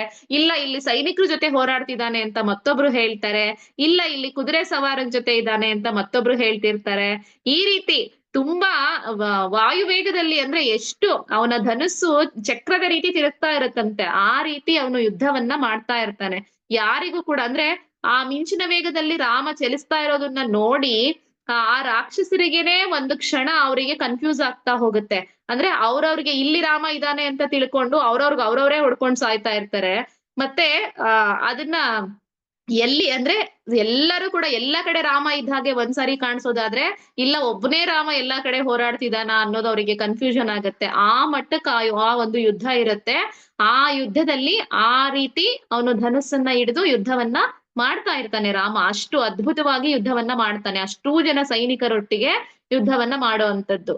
ಇದನ್ನ ಆ ಕವಿ ಹೇಗೆ ಹೇಳ್ತಾನೆ ಅಂತಂದ್ರೆ, ಒಂದು ಈ ಕವಿಗಳ ವರ್ಣನೆ ಅಂದ್ರೆ ಎಷ್ಟು ಚೆನ್ನಾಗಿರತ್ತಲ್ಲ, ಆ ಕವಿ ವರ್ಣನೆ ಮಾಡ್ತಾನೆ. ಕಂಬರ್ ಅನ್ನುವಂತಹ ಕವಿ ವರ್ಣನೆ ಮಾಡ್ತಾನೆ ಕಂಬ ರಾಮಾಯಣದಲ್ಲಿ. ಅದೇನಂದ್ರೆ 1,000 ಆನೆಗಳು, ಮತ್ತೆ 10,000 ರಥಗಳು, 1,00,00,000 ಕುದುರೆ ಸವಾರರೊಡನೆ ಇರುವಂತಹ ಕುದುರೆಗಳು, ಹಾಗೆ 1,000 ಸೇನಾಧಿಪತಿಗಳು. ಇನ್ನೊಂದ್ಸರಿ ಹೇಳ್ತೀನಿ. 1,000 ಆನೆಗಳು, 10,000 ರಥಗಳು, 1,00,00,000 ಕುದುರೆ ಸವಾರರ ಜೊತೆ ಇರುವಂತಹ ಕುದುರೆಗಳು, ಮತ್ತೆ 1,000 ಸೇನಾಧಿಪತಿಗಳು. ಇವ್ರಿಷ್ಟು ಜನ ಸತ್ತು ಬಿದ್ರೆ ಒಂದು ತಲೆ ಇಲ್ಲದಂತಹ ದೇಹ, ಅಂದ್ರೆ ಅದನ್ನ ಕಬಂದ ಅಂತ ಹೇಳ್ತಾರಂತೆ. ಆ ಒಂದು ತಲೆ ಇಲ್ಲದ ದೇಹ ಎದ್ದು ನಿಂತು ನೃತ್ಯ ಮಾಡುತ್ತೆ ಅಂತ ಹೇಳ್ತಾರೆ. ಇಷ್ಟು ಜನ ಸತ್ತು ಬಿದ್ದಾಗ ಆ ಒಂದು ತಲೆ ಇಲ್ಲದ ದೇಹ ಎದ್ದು ನೃತ್ಯ ಮಾಡುತ್ತೆ ಅಂತ. ಈ ರೀತಿ 1,000 ಕಬಂದ ಎದ್ದು ನೃತ್ಯ ಮಾಡಿದ್ರೆ ಶ್ರೀರಾಮನ ಬಿಲ್ಲಿಗೆ ಕಟ್ಟಿರ್ತಾರಲ್ಲ ಆ ಗಂಟೆ ಶಬ್ದ ಮಾಡುತ್ತಂತೆ, ಜನ ಜನ ಅಂತ ಹೇಳಿ ಶಬ್ದ ಮಾಡುತ್ತೆ. ಅಂದ್ರೆ ಇಷ್ಟು ಜನ 1,000 ಆನೆಗಳು, 10,000 ರಥಗಳು, 1,00,00,000 ಕುದುರೆ ಸವಾರರ ಜೊತೆ ಇರುವಂತಹ ಕುದುರೆಗಳು, 1,000 ಸೇನಾಧಿಪತಿಗಳು, ಇವರಿಷ್ಟು ಜನ ಸತ್ತು ಬಿದ್ದಾಗ ಒಂದು ತಲೆ ಇಲ್ಲದ ದೇಹ ಎದ್ದು ನೃತ್ಯ ಮಾಡುತ್ತೆ, ಒಂದು ಕಬಂದ ಎದ್ದು ನೃತ್ಯ ಮಾಡುತ್ತೆ. ಈ ರೀತಿ 1,000 ಕಬಂದಗಳು ಎದ್ದು ನೃತ್ಯ ಮಾಡಿದಾಗ ಶ್ರೀರಾಮನ ಬಿಲ್ಲಿಗೆ ಕಟ್ಟಿರ್ತಕ್ಕಂತಹ ಆ ಒಂದು ಗಂಟೆ ಶಬ್ದ ಮಾಡುತ್ತೆ. ಆ ಗಂಟೆಯ ಶಬ್ದ ಹೇಗಿರುತ್ತಂದ್ರೆ, ಆ ದಿನ ಆ ಶ್ರೀರಾಮನ ಬಿಲ್ಲಿಗೆ ಕಟ್ಟಿರ್ತಕ್ಕಂತಹ ಗಂಟೆ ಸತತವಾಗಿ 3 ಗಂಟೆಗಳ ಕಾಲ ಶಬ್ದ ಮಾಡ್ತಿರುತ್ತಂತೆ. ಸತತವಾಗಿ 3 ಗಂಟೆಗಳ ಕಾಲ ಶಬ್ದವನ್ನ ಮಾಡ್ತಿರುತ್ತೆ. ಅಂದ್ರೆ ಎಷ್ಟು ಕೋಟ್ಯಾನುಕೋಟಿ ಸೈನ್ಯವನ್ನ ಅವನು ಸೋಲ್ಸಿರ್ಬಹುದು, ಎಷ್ಟು ಜನ ಸೈನಿಕರ ಮತ್ತೆ ಎಷ್ಟು ಜನ ರಾಕ್ಷಸರೊಡನೆ ರಾಮ ಯುದ್ಧ ಮಾಡಿರ್ಬಹುದು ಅನ್ನೋದಕ್ಕೆ ಇದು ಒಂದು ಅದ್ಭುತವಾದಂತಹ ವರ್ಣನೆ.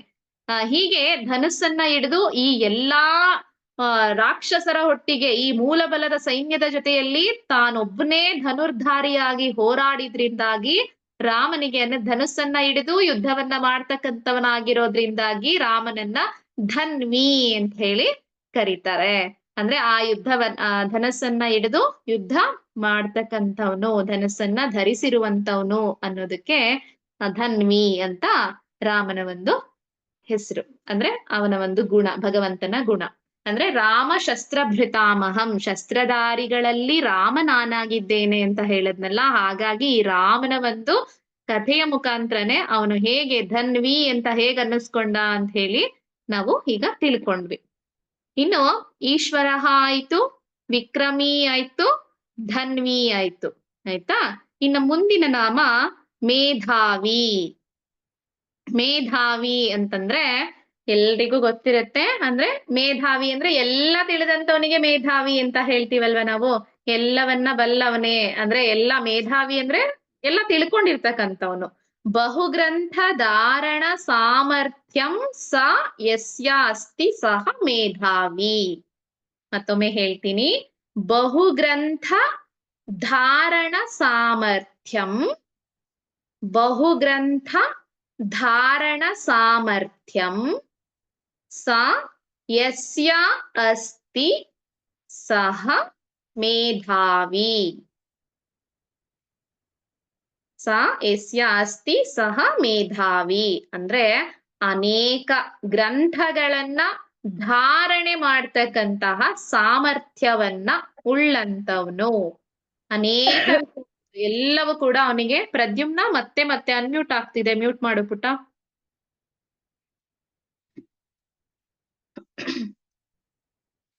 ಅನೇಕ ಗ್ರಂಥಗಳನ್ನ ಧಾರಣೆ ಮಾಡ್ತಕ್ಕಂತಹ ಸಾಮರ್ಥ್ಯ ಉಳ್ಳವನು. ಈಗ ನಾವ್ ಯಾವ್ದಾದ್ರೂ ಒಂದು ವಿಷಯಗಳನ್ನ ತಿಳ್ಕೊಂಡಿದೀವಿ ಅಂತಂದ್ರೆ ಇಲ್ಲಿ ಮೇಧ ಅಂದಾಕ್ಷಣಕ್ಕೆ ಧಾರಣ ಶಕ್ತಿ ಅಂತ ಅರ್ಥ ಬರುತ್ತೆ. ಅಂದ್ರೆ ವಿದ್ಯೆಯನ್ನ ನಾವು ಯಾವುದೇ ಒಂದು ಜ್ಞಾನವನ್ನ ಕೇವಲ ತಿಳ್ಕೊಂಡಿದ್ರೆ ಸಾಲಲ್ಲ. ಅಂದ್ರೆ ಗ್ರಹಣ ಮಾಡಿದ್ರೆ ಸಾಲೋದಿಲ್ಲ. ಅದನ್ನ ನಾವು ಮರೀದೇ ಇರೋ ಹಾಗೆ ಯಾವಾಗ್ಲೂ ಕಾಪಾಡ್ಕೊಂಡು ಹೋಗ್ಬೇಕು. ಈ ರೀತಿ ಕಾಪಾಡ್ಕೊಂಡು ಹೋಗುವಂತಹ ಗುಣ ಇರ್ತಕ್ಕಂಥವನು ಅದು ಭಗವಂತ ಮಾತ್ರ. ಇದಕ್ಕೆ ಸಾಕಷ್ಟು ಕಥೆಗಳನ್ನ, ಉದಾಹರಣೆಗಳನ್ನ ನಾವಿಲ್ಲಿ ನೋಡ್ತಾ ಹೋಗ್ಬಹುದು. ಸಾಕಷ್ಟು ಉದಾಹರಣೆಗಳನ್ನ ಕೊಡಬಹುದು. ಅದರಲ್ಲಿ ಒಂದು ಮಹಾಭಾರತದ ಕಥೆಯ ಮುಖಾಂತರ ಇದನ್ನ ನಾವು ತಿಳ್ಕೊಳ್ಬಹುದು ಅನ್ನೋದಾದ್ರೆ ಒಂದು ಪ್ರಸಂಗವನ್ನ ತಗೊಂಡು ನಾವು ಅದನ್ನ ಎಕ್ಸ್ಪ್ಲೈನ್ ಮಾಡ್ತಾ ಹೋಗ್ಬಹುದು.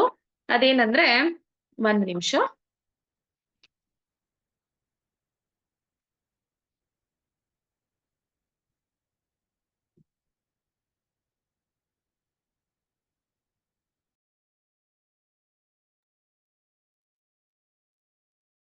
ಪಾಂಡವರು ವನವಾಸದಲ್ಲಿ ಇರ್ಬೇಕಾದ್ರೆ ನಡೆಯುವಂತಹ ಒಂದು ಪ್ರಸಂಗ.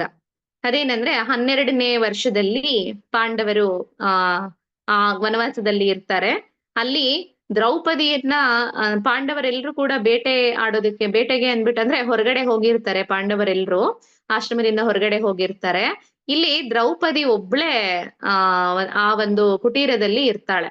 ಅವಳನ್ನ ನೋಡಿ ಅಪಹರಣ ಮಾಡ್ಬೇಕು ಅಂತ ಹೇಳಿ ಜಯದ್ರಥ ಅಲ್ಲಿಗೆ ಬರ್ತಾನೆ. ಇದು ಎಲ್ರಿಗೂ ಗೊತ್ತಿರೋ ಅಂತದ್ದೇ ಅಲ್ವಾ. ಜಯದ್ರಥ ಬರ್ತಾನೆ. ಜಯದ್ರಥ ಅಂದ್ರೆ ಬೇರೆ ಯಾರು ಅಲ್ಲ, ಅವನು ದುರ್ಯೋಧನನ, ಅಂದ್ರೆ ಈ ಕೌರವರ ತಂಗಿ ದುಶ್ಯಲೆ ಇದ್ದಾಳಲ್ವಾ, ಆ ದುಶ್ಯಲೆಯ ಪತಿನೇ, ಅಂದ್ರೆ ಅವಳ ಗಂಡನೇ ಈ ಜಯದ್ರಥ. ಜಯದ್ರಥ ಅಲ್ಲಿಗೆ ಬರ್ತಾನೆ. ಬಂದಾಗ ಅವನು ದ್ರೌಪದಿಯನ್ನ ಎಳ್ಕೊಂಡು ಹೋಗ್ಬೇಕಾದ್ರೆ ಅವಳು ತುಂಬಾ ಜೋರಾಗಿ ಕಿರ್ಚ್ಕೊಳ್ತಾ ಇರ್ತಾಳೆ. ಆ ಶಬ್ದವನ್ನ ಕೇಳಿ ಅಲ್ಲಿಗೆ ಭೀಮ ಮತ್ತೆ ಎಲ್ರು ಯುಧಿಷ್ಠಿರ ಎಲ್ಲ ಪಾಂಡವರು ಬರ್ತಾರೆ. ಬಂದಾಗ ಆ ಜಯದ್ರಥನನ್ನ ಕೊಲ್ಲಬೇಕು ಅಂತ ಹೋಗ್ತಾನೆ ಭೀಮ. ಅವನು ಮಾಡಿದಂತಹ ಕೃತ್ಯಕ್ಕೆ ಅವನ ಪ್ರಾಣವನ್ನ ತೆಗಿಬೇಕು ಅಂತ ಮುಂದಾಗ್ತಾನೆ. ಆದ್ರೆ ಧರ್ಮರಾಯ ಅವನನ್ನ ತಡೀತಾನೆ. ಎಷ್ಟೇ ಆದ್ರೂ ನನ್ನ ತಂಗಿಯ ಒಂದು ಗಂಡ ಅಲ್ವಾ, ಹಾಗಾಗಿ ಅವಳ ಸೌಭಾಗ್ಯ ಉಳಿಸ್ಬೇಕು ಅನ್ನೋದಾದ್ರೆ ಇವನಿಗೇನು ಮಾಡ್ಬೇಡ, ಬಿಟ್ಬಿಡು ಅಂತ ಹೇಳಿ ಧರ್ಮರಾಯ ಹೇಳಿದ್ರಿಂದಾಗಿ ಭೀಮ ಅವನಿಗೆ ಸುಮ್ನೆ ಬಿಡೋದಿಲ್ಲ. ಅವನಿಗೆ ತಲೆಯನ್ನ ಬೋಳಿಸ್ಬಿಟ್ಟು ಕಳಿಸಿರ್ತಾನೆ. ಅಂದ್ರೆ ಅವನಿಗೆ ಅದೇ ಒಂದು ತುಂಬಾ ಅವಮಾನ ಆದ ಹಾಗೆ ಅನ್ಸುತ್ತೆ ಅವನಿಗೆ. ತುಂಬಾ ಆ ತರ ಒಂದು ಇದನ್ನ ಇಟ್ಕೊಂಡಿರ್ತಾನ ಅವನು. ಹಂಗೆ ಅವಮಾನ ಆಯ್ತು ಅಂತ ತಿಳ್ಕೊಂಡು ಅವನೇನ್ ಮಾಡ್ತಾನ, ಅದೇ ಕೋಪದಲ್ಲಿ ಹೋಗ್ಬಿಟ್ಟು ಪಾಂಡವರ ಮೇಲೆ ಸೇಡು ತೀರ್ಸ್ಕೋಬೇಕು ಅಂತ ಅನ್ಕೊಂಡು ಪರಶಿವನನ್ನ ಕುರಿತು ತಪಸ್ಸನ್ನ ಮಾಡೋದಕ್ಕೆ ಶುರು ಮಾಡ್ತಾನೆ. ಶಿವನನ್ನ ಕುರಿತು ತಪಸ್ ಮಾಡ್ತಾನೆ. ಏನಂದ್ರೆ, 1 ದಿನದ ಮಟ್ಟಿಗಾದ್ರೂ ನಾನು ಪಾಂಡವರನ್ನ ಸೋಲಿಸುವಂತಹ ಶಕ್ತಿ ಕೊಡು ಅಂತ ಹೇಳಿ, ಸಾಮರ್ಥ್ಯವನ್ನ ಕೊಡು ಅಂತ ಶಿವನನ್ನ ಕುರಿತು ತಪಸ್ ಮಾಡ್ತಾನೆ. ಆದ್ರೆ ಶಿವ ಆ ಒಪ್ಪೋದಿಲ್ಲ ಅದಕ್ಕೆ. ಯಾಕಂದ್ರೆ ಅರ್ಜುನನನ್ನ ಯಾರು ಕೂಡ ಸೋಲ್ಸೋದಕ್ ಆಗೋದಿಲ್ಲ. ಯಾಕಂದ್ರೆ ಅರ್ಜುನನಿಗೆ ತಾನೇ ಪಾಶುಪತಾಸ್ತ್ರವನ್ನ ನೀಡಿದಾನೆ. ಅವನನ್ನ ಕೊಲ್ಲೋದಕ್ಕೆ ಸಾಧ್ಯ ಇಲ್ಲ. ಅರ್ಜುನ ಇಲ್ಲದೆ ಇರುವಂತಹ ಸಂದರ್ಭದಲ್ಲಿ ಬೇಕಿದ್ರೆ ನೀನು ಉಳಿದ ಪಾಂಡವರನ್ನ ಒಂದು ದಿನದ ಮಟ್ಟಿಗೆ ನೀನು ಸೋಲಿಸಬಹುದು ಅಂತ ಹೇಳಿ ವರವನ್ನ ನೀಡಿರ್ತಾನೆ ಶಿವ. ಸರಿ, ಇವನು ಅದೇ ಒಂದು ವರವನ್ನ ಇಟ್ಕೊಂಡು ಇಲ್ಲಿ ಮಹಾಭಾರತ ಯುದ್ಧ ನಡಿಬೇಕಾದ್ರೆ ಬರ್ತಾನೆ. ಇಲ್ಲಿ ಅರ್ಜುನನನ್ನ ತ್ರಿಗರ್ತರು ಯುದ್ಧಕ್ಕೆ ಆಹ್ವಾನ ಮಾಡಿರ್ತಾರೆ. ಅವನು ತ್ರಿಗರ್ತರೊಡನೆ ಯುದ್ಧ ಮಾಡೋದಕ್ಕೆ ಅಂತ ಹೇಳಿ ಕೃಷ್ಣನ ಜೊತೆ ತ್ರಿಗರ್ತರೊಡನೆ ಯುದ್ಧ ಮಾಡೋದಕ್ಕೆ ಅಂತ ಆ ಕಡೆ ಹೊರಟೋಗ್ತಾನೆ. ಇನ್ನ ಉಳಿದಂತವ್ರು 4 ಜನ ಅಲ್ವಾ.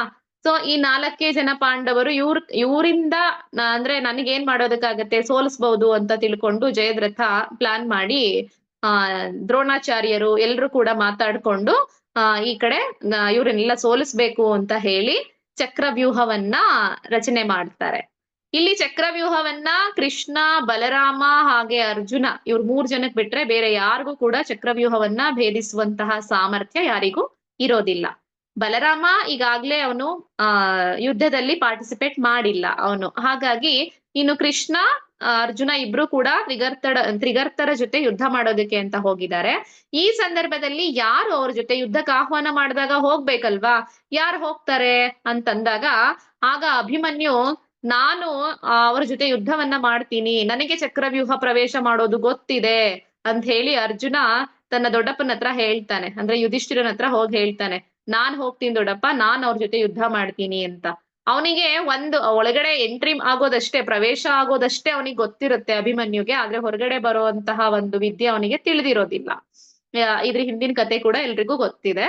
ಸೊ ಆಗಿರ್ಬೇಕಾದ್ರೆ ಅವನು ಯುದ್ಧ ಮಾಡೋದಕ್ಕೆ ಅಂದ್ಬಿಟ್ಟು ಅಂದ್ರೆ ನೀನು ಮುಂದೆ ಹೋಗು, ನಾವು ನೀನ್ ಹಿಂದೆನೆ ಇರ್ತೀವಿ ಅಂತ ಹೇಳಿ ಎಲ್ಲಾ ಪಾಂಡವರು ಕೂಡ ಅವನನ್ನೇ ಹಿಂಬಾಲಿಸ್ತಾ ಆ ಚಕ್ರವ್ಯೂಹದ ಒಳಗಡೆ ಪ್ರವೇಶ ಮಾಡೋದಕ್ಕೆ ಹೋಗ್ತಾರೆ. ಆಗ ಅವನು ಹೋಗಿದ ತಕ್ಷಣನೇ ಅಭಿಮನ್ಯು ಅದನ್ನ ಭೇದಿಸ್ಕೊಂಡು ಒಳಗಡೆ ಹೋಗ್ತಾ ಇದ್ದಾಗೇನೆ ಇಲ್ಲಿ ಎಲ್ಲಾ ಪಾಂಡವರನ್ನು ಕೂಡ ತಡೆದು ನಿಲ್ಲಿಸ್ಬಿಡ್ತಾನೆ ಜಯದ್ರಥ. ಯಾಕಂದ್ರೆ ವರ ಇದೆ ಅಲ್ವಾ, 1 ದಿನದ ಮಟ್ಟಿಗಾದ್ರೂ ಅವ್ರನ್ನ ಸೋಲಿಸ್ಬೇಕು ಅನ್ನುವಂತಹ ವರ ಪಡ್ಕೊಂಡಿದ್ದಾನಲ್ವಾ. ಹಾಗಾಗಿ ಎಲ್ರನ್ನು ಕೂಡ ಆ ಒಂದು ಪ್ರವೇಶ ದ್ವಾರದಲ್ಲೇ ತಡೆದು ನಿಲ್ಲಿಸ್ತಾನೆ. ಅವ್ರಿಗೆ ಗೊತ್ತಾಗದೇ ಇಲ್ಲ ಪಾಂಡವರಿಗೆ ಎಲ್ಲಿಂದ ಬಂತು ಇವನಿಗೆ ಇಷ್ಟು ಶಕ್ತಿ. ಅಂದ್ರೆ ಒಳಗಡೆ ಹೋಗ್ತಾ ಇದ್ದಾಗ ಅವ್ನಿಗೆ ಹೊರಗಡೆ ಬರೋದಕ್ ಆಗದೆ ಇದ್ರು ಪರವಾಗಿಲ್ಲ, ಗೊತ್ತಿಲ್ಲ ಅನ್ನೋದು ಗೊತ್ತಿದ್ರುನು ನಾವಿದೀವಲ್ಲ ಜೊತೆಗೆ, ಎಲ್ಲವನ್ನು ಸಂಭಾಳಿಸ್ಬಹುದು ಅಂತ ಹೇಳ್ಕೊಂಡು ಇವ್ರು ಅವನ ಹಿಂದೆ ಹೋಗೋದಕ್ಕೆ ಹೊರಡ್ತಾರೆ.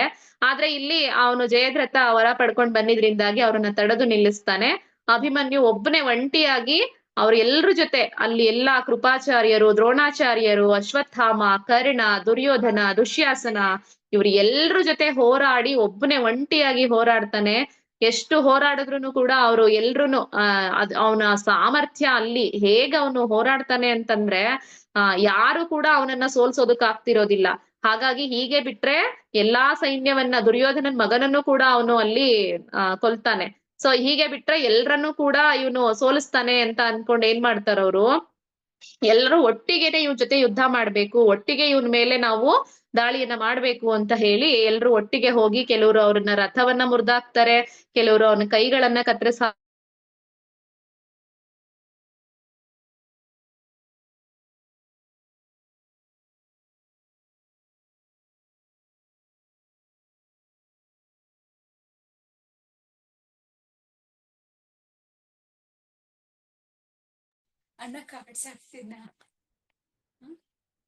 ಮ್ಯೂಟ್ ಆಗಿದೆ ಭಗಿನಿ, ಕೇಳಿಸ್ತಾ ಇಲ್ಲ.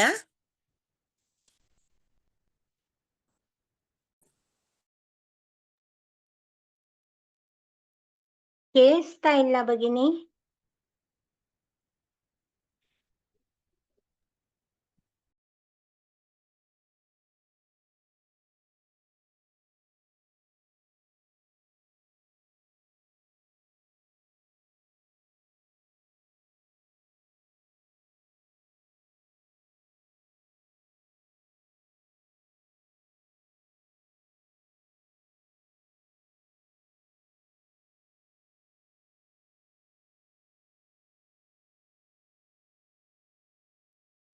ಕ್ಷಮಿಸಿ, ಡಿಸ್ಕನೆಕ್ಟ್ ಆಯ್ತು. ಕೇಳಿಸ್ತಿದ್ಯಾ ನಾನ್ ಮಾತಾಡೋದು ಎಲ್ರಿಗೂ?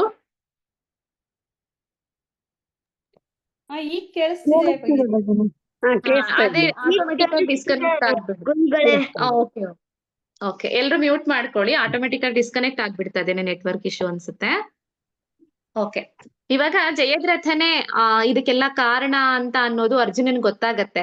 ಆಗ ಅರ್ಜುನ ಶಪಥ ಮಾಡ್ತಾನೆ, ನಾಳೆ ಸೂರ್ಯಾಸ್ತಮ ಆಗೋದಷ್ಟ್ರಲ್ಲಿ ನಾನು ಇವನನ್ನ ಕೊಲ್ಬೇಕು ಅಂತ ಹೇಳಿ. ಅಂದ್ರೆ ಇವನನ್ನ ಕೊಲ್ತೀನಿ, ಒಂದ್ ವೇಳೆ ನಾನು ಕೊಲ್ಲೋದಕ್ಕೆ ಆಗ್ಲಿಲ್ಲ ಅಂತಂದ್ರೆ ಅಗ್ನಿ ಪ್ರವೇಶ ಮಾಡ್ತೀನಿ ಅಂತ ಹೇಳಿ ಹೇಳಿರ್ತಾನೆ, ಶಪಥವನ್ನ ಮಾಡ್ಬಿಟ್ಟಿರ್ತಾನೆ.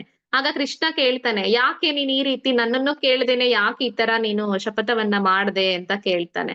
ಅದಕ್ಕೇನೆ ಅವನ್ ಹೇಳ್ತಾನೆ, ನೀನ್ ನನ್ ಜೊತೆಗಿದ್ಯಲ್ಲ ಅನ್ನೋ ನಂಬಿಕೆಯಿಂದ ನಾನ್ ಮಾಡಿದೀನಿ ಕೃಷ್ಣ ಅಂತ ಹೇಳಿ. ಸರಿ, ಆ ರೀತಿ ಶಪಥ ಮಾಡಾದ್ಮೇಲೆ ನಾಳೆ ಯುದ್ಧ ಶುರುವಾಗತ್ತೆ.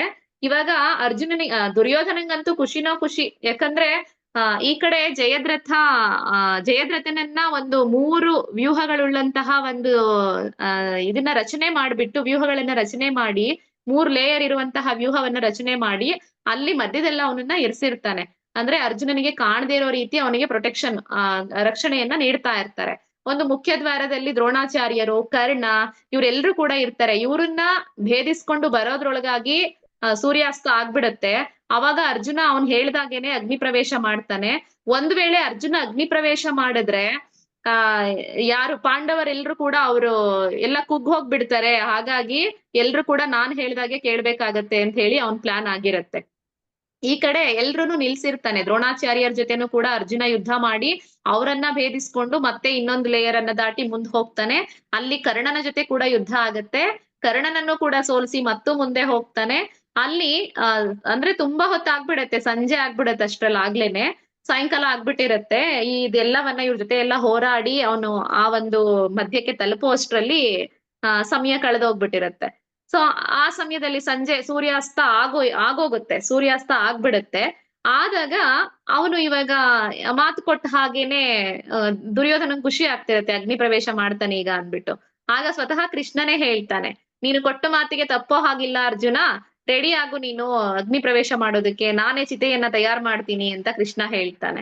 ಅದಲ್ದೇನೆ ನೀನು ಇವಾಗ ಧನುರ್ಧಾರಿ ಆಗಿರೋದ್ರಿಂದ, ಶ್ರೇಷ್ಠ ಬಿಲ್ಗಾರನಾಗಿರೋದ್ರಿಂದ ನೀನ್ ಹಾಗೆ ಅಗ್ನಿ ಪ್ರವೇಶ ಮಾಡೋ ಹಾಗಿಲ್ಲ. ನಿನ್ನ ಶಸ್ತ್ರಗಳನ್ನೆಲ್ಲ ಕೂಡ ಧರಿಸ್ಕೊಂಡಿರು, ಗಾಂಡೀವವನ್ನ ತಗೋ ಕೈಗೆ, ಇವಾಗ ನೀನು ಅಗ್ನಿ ಪ್ರವೇಶವನ್ನ ಮಾಡೋದಕ್ಕೆ ಸಿದ್ಧನಾಗು ಅಂತ ಹೇಳ್ತಾನೆ. ಆಯ್ತು ಕೃಷ್ಣ, ನಿನ್ನ ಒಂದು ಸಂಕಲ್ಪ ಹೀಗೆ ಆಗ್ಬೇಕು ಅನ್ನೋದು ನಿನ್ನ ಸಂಕಲ್ಪ ಆಗಿದ್ರೆ ನಾನು ಅದಕ್ಕೂ ತಯಾರಾಗಿದ್ದೀನಿ ಅಂತ ಹೇಳಿ ಅಗ್ನಿ ಪ್ರವೇಶ ಮಾಡೋದಕ್ಕೆ ತಯಾರಾಗ್ತಾನೆ. ಆಗ ಈ ಅರ್ಜುನ ಅಗ್ನಿ ಪ್ರವೇಶ ಮಾಡ್ತಿದ್ದಾನಲ್ಲ, ಇದನ್ನ ನೋಡ್ಬೇಕು ಅಂತ ಹೇಳಿ ಜಯದ್ರಥ ಬಚ್ಚಿಟ್ಕೊಂಡಿರ್ತಾನಲ್ವಾ ಇಷ್ಟೊತ್ತು, ಅವನು ಹೊರಗಡೆ ಬರ್ತಾನೆ. ಅವನು ಅಗ್ನಿ ಪ್ರವೇಶ ಮಾಡೋದನ್ನ ನೋಡ್ಬೇಕು ಅಂತ ಹೇಳ್ಬಿಟ್ಟು. ಸರಿ, ಅವನ್ ಬಂದಿದ್ದೆ ತಡ, ಕೃಷ್ಣ ಹೇಳ್ತಾನೆ, ನೋಡು ಅರ್ಜುನ, ನಿನ್ನ ಗುರಿ ನಿನ್ನ ಎದುರುಗಡೆ ನಿಂತಿದೆ, ಈಗ ಬಂದು ತಗೋ ನಿನ್ನ ಗಾಂಡೀವವನ್ನ, ಬಿಡು ಅವನಿಗೆ ಪಾಶುಪತಾಸ್ತ್ರವನ್ನ ಅಂತ ಹೇಳಿ ಅರ್ಜುನ ಆಜ್ಞೆಯನ್ನ ಮಾಡ್ತಾನೆ. ಕೇವಲ ಪಾಶುಪತಾಸ್ತ್ರ ಬಿಡೋದಷ್ಟೇ ಅಲ್ಲ, ನೀನು ಬಿಟ್ಟಂತಹ ಬಾಣ ಅವನ ತಲೆಯನ್ನ ಸೀಳ್ಕೊಂಡು ಹೋಗಿ ಅವನ ತಂದೆ ರುದ್ರಕ್ಷತ್ರ ಅಂತ, ಯಾರು ಜಯದ್ರಥನ ತಂದೆ ರುದ್ರಕ್ಷತ್ರ ಅಂದ್ಬಿಟ್ಟು, ಅವನು ಶಿವನಿಂದ ವರ ಪಡೆದಿರ್ತಾನೆ. ಅಂದ್ರೆ ತನ್ನ ಮಗನ ಶಿರವನ್ನ ಯಾರು ಕಡಿತಾರೋ ಅಂದ್ರೆ ಅವನನ್ನ ಯಾರು ಕೊಲ್ತಾರೋ ಅವರ ಒಂದು ಅವನ ತಲೆಯನ್ನ ಕೆಳಗಡೆ ಉರುಳಿಸ್ತಾರಲ್ಲ, ಅವರ ಶಿರ ಛಿದ್ರವಾಗ್ಲಿ, ಅವರ ದೇಹ 100 ಓಳುಗಳಾಗ್ಲಿ ಅಂತ ಹೇಳಿ ಅವನು ವರವನ್ನ ಪಡ್ಕೊಂಡಿರ್ತಾನೆ.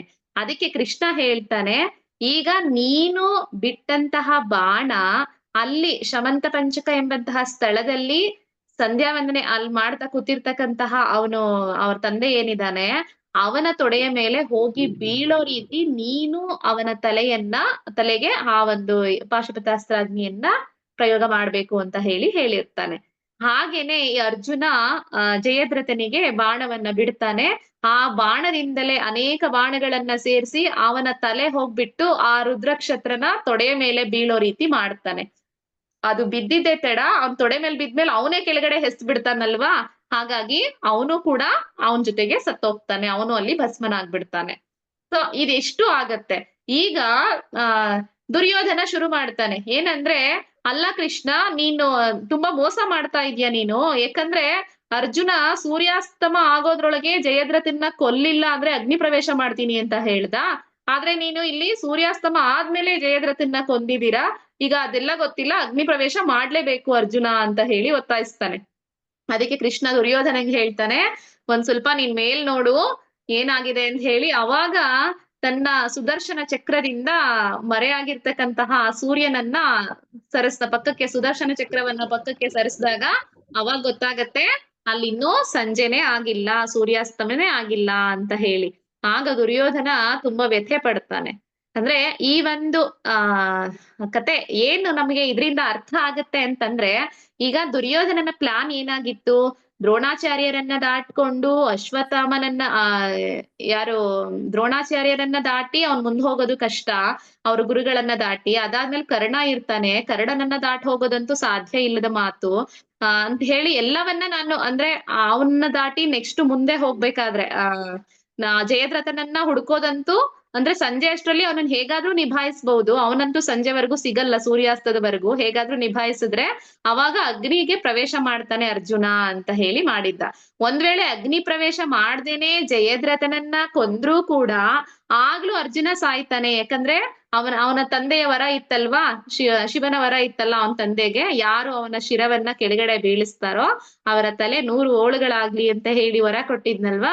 ಹಂಗಿದ್ರು ಅವನ ಕೊಂದ್ರುನು ಕೂಡ ಅರ್ಜುನ ಸಾಯ್ತಾನೆ, ಅವನನ್ನ ಕೊಂದಿಲ್ಲ ಅಂದ್ರೂ ಕೂಡ ಅರ್ಜುನ ಸತ್ತೇ ಸಾಯ್ತಾನೆ ಅಂತ ಹೇಳಿ ಇಷ್ಟೆಲ್ಲಾ ನನ್ ಪ್ಲಾನ್ ಮಾಡಿದ್ರು ಕೂಡ ಈ ಕೃಷ್ಣ ಬಂದು ಎಲ್ಲವನ್ನ ಹಾಳ್ ಮಾಡ್ಬಿಟ್ನಲ್ಲ ಅಂತ ಹೇಳಿ ಹೇಳ್ತಾನೆ. ಅದಕ್ಕೆ ಅಲ್ಲೇ ಇದ್ದಂತಹ ಅಶ್ವತ್ಥಾಮ ಹೇಳ್ತಾನೆ, ನೋಡು ದುರ್ಯೋಧನ, ಎಲ್ಲಿವರೆಗೂ ಕೃಷ್ಣನ್ ಅರ್ಜುನನ್ ಜೊತೆಲಿ ಇರ್ತಾನೋ ಅಲ್ಲಿವರೆಗೂ ಕೂಡ ಅವನನ್ನ ನಾವು ಸೋಲ್ಸೋದಕ್ಕಾಗ್ಲಿ ಕೊಲ್ಲೋದಕ್ಕಾಗ್ಲಿ ಸಾಧ್ಯ ಇಲ್ಲ. ಯಾಕಂದ್ರೆ ಕೃಷ್ಣ ನಮ್ಮ ಒಳಗಡೆನೇ ಇದ್ದಾನೆ, ನಮ್ಮ ಹೃದಯದಲ್ಲಿದ್ದಾನೆ. ಹಾಗಾಗಿ ನಾವ್ ಏನೇ ಪ್ಲಾನ್ ಮಾಡಿದ್ರುನು, ಯಾವುದೇ ಯೋಜನೆಗಳನ್ನ ಹಾಕೊಂಡ್ರುನು ಅವನಿಗೆ ಫಸ್ಟ್ ಗೊತ್ತಾಗತ್ತೆ ಅದು. ಅದ್ರಿಂದಾಗಿ ನಾವ್ ಅರ್ಜುನನನ್ನ ಏನೂ ಮಾಡೋಕ್ಕಾಗಲ್ಲ ಅಂತ ಹೇಳಿ ಅಶ್ವತ್ಥಾಮ ದುರ್ಯೋಧನನಿಗೆ ಹೇಳ್ತಾನೆ. ಸೊ ಇಲ್ಲಿ ಅಂದ್ರೆ ಪ್ರತಿಯೊಂದನ್ನು ಯಾವುದು ಯಾವ ರೀತಿ ಹಾಕ್ಬೇಕು ಅಂತ ಪ್ರತಿಯೊಂದನ್ನು ತಿಳಿದಿರೋದ್ರಿಂದಲೇ ಅವನನ್ನ ಮೇಧಾವಿ ಅಂತ ಹೇಳೋದು. ಸೊ ಹಾಗಾಗಿ ಎಲ್ಲವನ್ನ ಯಾವ ರೀತಿ ಆದ್ರೆ ಅಂದ್ರೆ ಇಷ್ಟೂ ಪ್ಲಾನ್ ಅವ್ನ್ ರೆಡಿ ಮಾಡ್ಕೊಂಡಿದ್ರು ಕೂಡ ಇದು ಹೀಗೆ ಆಗ್ಬೇಕು ಅಂತ ಹೇಳಿ ಎಲ್ಲವನ್ನೂ ಕೂಡ ತಿಳಿದಿದಾನಲ್ಲ ಕೃಷ್ಣ. ಈ ತಿಳಿದಿರ್ತಕ್ಕಂತಹ ಸರ್ವವನ್ನು ತಿಳಿದಂತಹ ಅವನ ಈ ಗುಣಗಳಿಂದಲೇ ಅವನು ಮೇಧಾವಿ ಅಂತ ಅನ್ಸ್ಕೊಂಡಿದ್ದಾನೆ. ಸೊ ಇದು ಮೇಧಾವಿ ಎಂಬಂತಹ ಒಂದು ನಾಮದ ಅರ್ಥ. ಅದಾದ ನಂತರ ಈಶ್ವರ, ವಿಕ್ರಮಿ, ಧನ್ವಿ, ಮೇಧಾವಿ 4 ನಾಮಗಳನ್ನ ನೋಡಿದ್ವಿ. ಇನ್ನು ಒಂದು ವಿಕ್ರಮಃ ಅನ್ನೋದು ಮುಂದಿನ ಒಂದು ಭಗವಂತನ ಗುಣ ಅಂತಾನೆ ಹೇಳ್ಬಹುದು. ನಾಮ ಅನ್ನೋದಕ್ಕಿಂತ ಹೆಚ್ಚಾಗಿ ಅವನ ಗುಣ ಅಂತ ಹೇಳ್ಬಹುದು.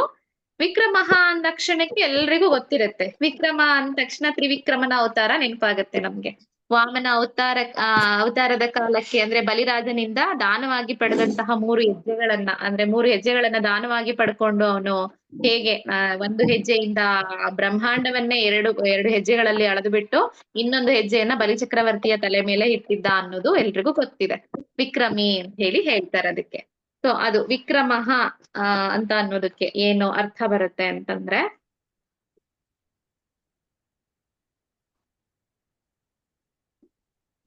ಹೆಜ್ಜೆಗಳಿಂದ ಜಗತ್ತನ್ನ ಅಳೆದವನು ಅನ್ನೋದು ಕೂಡ ಒಂದು ಅರ್ಥ. ಮತ್ತೊಂದು ಅರ್ಥ ಗರುಡ ಪಕ್ಷಿಯ ಮೂಲಕ ಪ್ರಯಾಣ ಮಾಡ್ತಕ್ಕಂಥವನು. ಅಂದ್ರೆ ಗರುಡನ ಮೇಲೆ ಕುತ್ಕೊಂಡು ವಿಕ್ರಮಃ ಎಲ್ಲಾ ಕಡೆ ಸುತ್ತಾಡ್ತಾನಲ್ವಾ ಭಗವಂತ, ಹಾಗಾಗಿ ಅವನಿಗೆ ವಿಕ್ರಮಃ ಅಂತ ಹೇಳ್ತಾರೆ. ಸೊ ಇಲ್ಲಿ ವಾಮನ ಅವತಾರದ ಕತೆ ತಮಗೆಲ್ರಿಗೂ ಗೊತ್ತೇ ಇದೆ. ಇದನ್ನು ಕೂಡ ಅಲ್ಲಿ ನಾವು ತ್ರಿವಿಕ್ರಮನಾಗಿ ಇಡೀ ಬ್ರಹ್ಮಾಂಡವನ್ನೇ ಅಳೆದಂತಹ ಒಂದು ಸನ್ನಿವೇಶವನ್ನ ನಾವು ತಗೊಳ್ಬಹುದು. ಹಾಗಾಗಿ ಭಗವಂತನನ್ನ ವಿಕ್ರಮ ಅಂತ ಹೇಳ್ತಾರೆ ಅಂತ. ಮತ್ತೊಂದು ಅರ್ಥ ನೋಡೋದಾದ್ರೆ ಗರುಡನ ಮುಖಾಂತರ ಪ್ರಯಾಣ ಮಾಡೋಂತವನು ಅಂತ ಹೇಳಿ ಹೇಳ್ತಾರಲ್ವಾ. ಸೊ ಗರುಡನ ಮುಖಾಂತರ ಅಂತಂದ್ರೆ ಗರುಡ ಭಗವಂತನ ವಾಹನ ಅನ್ನೋದು ಎಲ್ರಿಗೂ ಗೊತ್ತಿದೆ. ಸೊ ಯಾವ ರೀತಿ ಗರುಡ ಹೇಗೆ ಭಗವಂತನ ವಾಹನ ಆದ ಅಂತ ಅನ್ನೋ ಕಥೆಯನ್ನ ನಾವೀಗ ನೋಡೋಣ. ಏನಂದ್ರೆ ಕಶ್ಯಪರಿಗೆ 2 ಅಂದ್ರೆ ಹಲವಾರು ಜನ ಪತ್ನಿಯರಿರ್ತಾರೆ. ಅದ್ರಲ್ಲಿ ಮುಖ್ಯರಾದವರು ಅಂತಂದ್ರೆ ವಿನತಾ ಮತ್ತೆ ಕದ್ರು ಅಂತ 2 ಪತ್ನಿಯರು ಮುಖ್ಯರಾದಂತವ್ರು. ಆ 2 ಪತ್ನಿಯರಲ್ಲಿ ಕದ್ರು ತನ್ನ ಅಂದ್ರೆ ಪುತ್ರ ಪ್ರಾಪ್ತಿಗಾಗಿ ಕೇಳ್ಕೊಂಡಾಗ ಅವಳು ಏನು ಒಂದು ಮಕ್ಕಳ ಭಾಗ್ಯ ಬೇಕು ಅಂತ ಕಶ್ಯಪರ ಹತ್ರ ಕೇಳ್ತಾಳಲ್ವಾ. ಹಾಗಾಗಿ 1,000 ನಾಗಗಳಿಗೆ ಅವಳು ಆ ಮೊಟ್ಟೆಗಳಿಗೆ ಜನ್ಮವನ್ನ ನೀಡ್ತಾಳೆ. ಮತ್ತೆ ಇನ್ನು ವಿನತಾ ಕೇಳೋದು 2ನಷ್ಟೇ, 2 ಮಕ್ಕಳು ಆದ್ರೆ ಸಾಕು ನನಗೆ ಅಂತ ಹೇಳಿ ಕೇಳಿರ್ತಾಳೆ. ಹಾಗಾಗಿ ಅವಳಿಗೆ ಅರುಣ ಮತ್ತೆ ಗರುಡ 2 ಪುತ್ರರು. ಅಂದ್ರೆ ಇವರು ಗರ್ಭವನ್ನ ಧರಿಸಿ ಯಾರು ಕದ್ರು ಗರ್ಭವನ್ನ ಧರಿಸಿ 500 ವರ್ಷಗಳಾದ ನಂತರ 1,000 ಮೊಟ್ಟೆಗಳಿಗೆ ಜನ್ಮವನ್ನ ನೀಡ್ತಾಳೆ ಅಂತ ಹೇಳ್ತಾರೆ. ಅದು ಕೆಲವೊಂದು ಕಡೆ ಬರುತ್ತೆ. ಆ ನಾಗಗಳು ಅಂತಂದ್ರೆ ಆ ನಾಗಗಳೆಲ್ಲ ಮೊಟ್ಟೆಗಳೆಲ್ಲ ಹೊಡೆದು ನಾಗಗಳೆಲ್ಲ ಹೊರಗಡೆ ಬರುತ್ತೆ.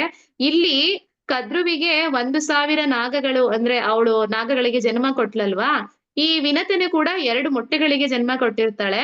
ಆದ್ರೆ ಆ ಮೊಟ್ಟೆ ಹೊಡೆಯೋದು ಸ್ವಲ್ಪ ತಡ ಆಗುತ್ತೆ. ಇವಳು ಆತುರದಿಂದ ಏನ್ ಮಾಡ್ತಾಳೆ, 1 ಮೊಟ್ಟೆಯನ್ನ ಹೊಡೆದು ಬಿಡ್ತಾಳೆ ವಿನತ.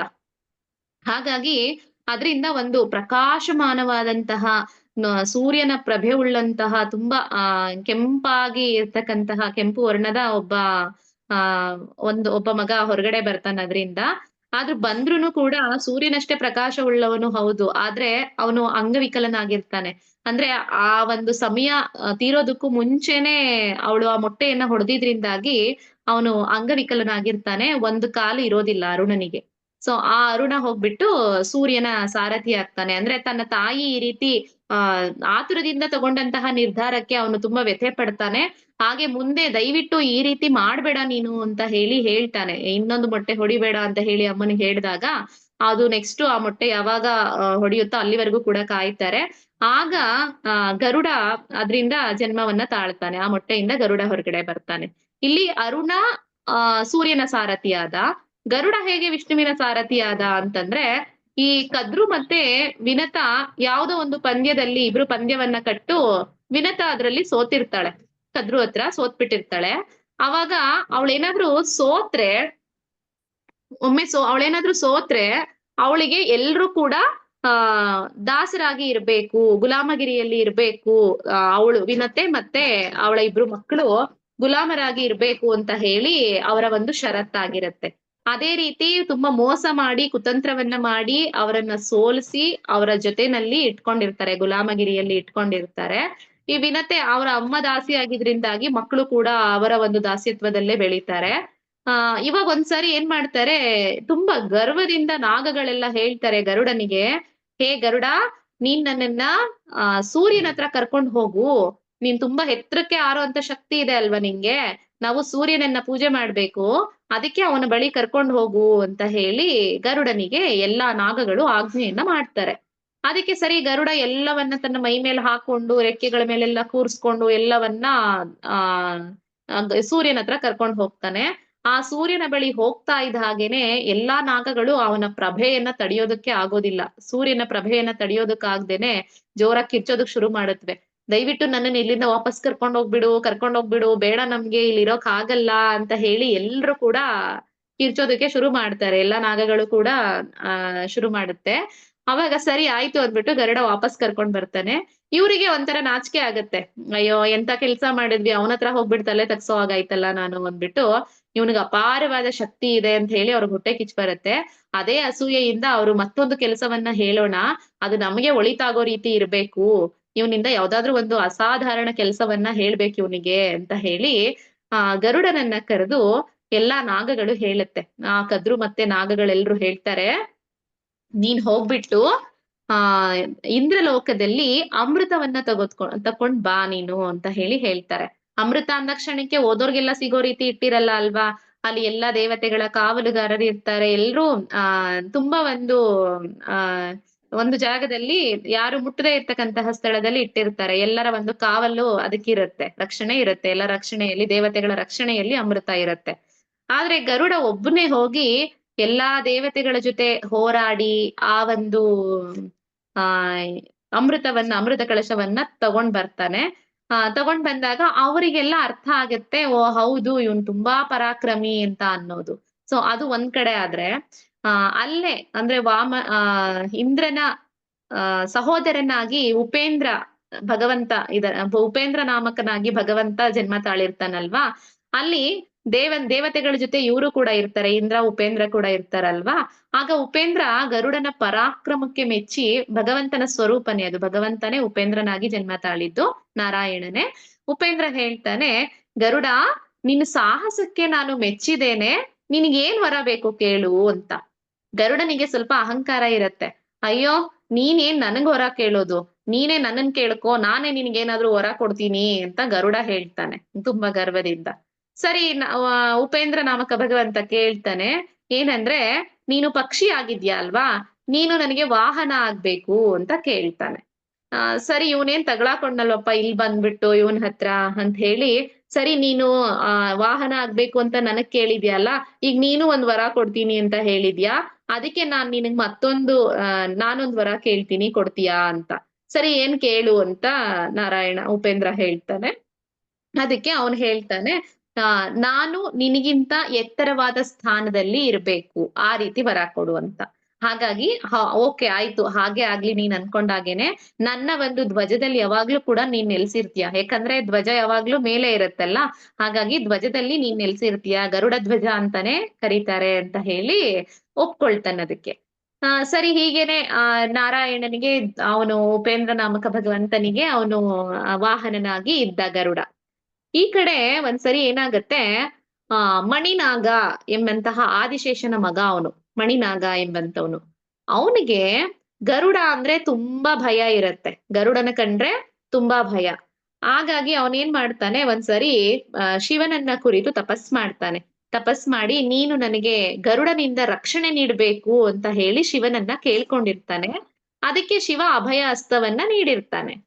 ಸರಿ ಒಮ್ಮೆ ಏನಾಗತ್ತೆ, ಇವನು ಮಣಿನಾಗ ವೈಕುಂಠಕ್ಕೆ ಹೋಗ್ತಾನೆ, ಕ್ಷೀರಸಾಗರದ ಹತ್ರ ಹೋಗಿ ಭಗವಂತನ ಒಂದು ಎಲ್ಲ ಸೇವೆಗಳನ್ನ ಮಾಡಿ ಅಲ್ಲಿ ಹೋಗಿರ್ತಾನೆ. ಅಲ್ಲಿ ಹೋದಾಗ ಅಲ್ಲಿಗೆ ಗರುಡ ಕೂಡ ಬರ್ತಾನೆ. ಗರುಡನನ್ನ ನೋಡಿ ಇವಾಗ ನಾನು ಅಂದ್ರೆ ಗರುಡನ್ ಎದುರಿಗೆ ಬಂದ್ಬಿಟ್ಟಿದೀನಿ ಅನ್ನೋಂತಹ ಗರ್ವ ಅಲ್ವಾ ಅವನಿಗೆ. ಅದಕ್ಕೆ ಹೇಳ್ತಾನೆ, ಗರುಡನಿಗೆ ತುಂಬಾ ಹೀಯಾಳ್ಸೋ ರೀತಿನಲ್ಲಿ ಕೇಳ್ತಾನೆ, ಏನ್ ಗರುಡ ಸೌಖ್ಯವಾ ಅಂತ ಹೇಳಿ ಕೇಳ್ತಾನೆ. ಸುಖವಾಗಿದ್ಯಾ, ಆರಾಮ ಅಂತ ಹೇಳಿ ತುಂಬಾ ವ್ಯಂಗ್ಯವಾಗಿ ಅವನಿಗೆ ಕೇಳ್ತಾನೆ. ಅಂದ್ರೆ ಇವನು ನನ್ನ ಕಂಡ್ರೆ ಎದುರುಕೊಳ್ತಾನೆ ಅಂತ ಅನ್ನೋದು ಗರುಡನಿಗಿತ್ತು. ಇವಾಗ ಏನ್ ಇಷ್ಟು ಧೈರ್ಯವಾಗಿ ನನಗ್ ಮಾತಾಡ್ತಿದಾನಲ್ಲ ಇವನು, ನನಗೆ ವ್ಯಂಗ್ಯವಾಗಿ ಕೇಳ್ತಿದಾನಲ್ಲ ನನ್ನ ಎದುರಿಗೆ ಬಂದ್ಬಿಟ್ಟು ಅಂತ ಹೇಳಿ ಗರುಡನಿಗೆ ಕೋಪ ಬಂದ್ ಏನ್ ಮಾಡ್ತಾನೆ, ತನ್ನ ಗರುಡ ಪಾಶದಿಂದ ಬಿಗಿದು ಅವನನ್ನ ಸೆರೆಮನೆಯಲ್ಲಿ ಹಾಕ್ಬಿಡ್ತಾನೆ.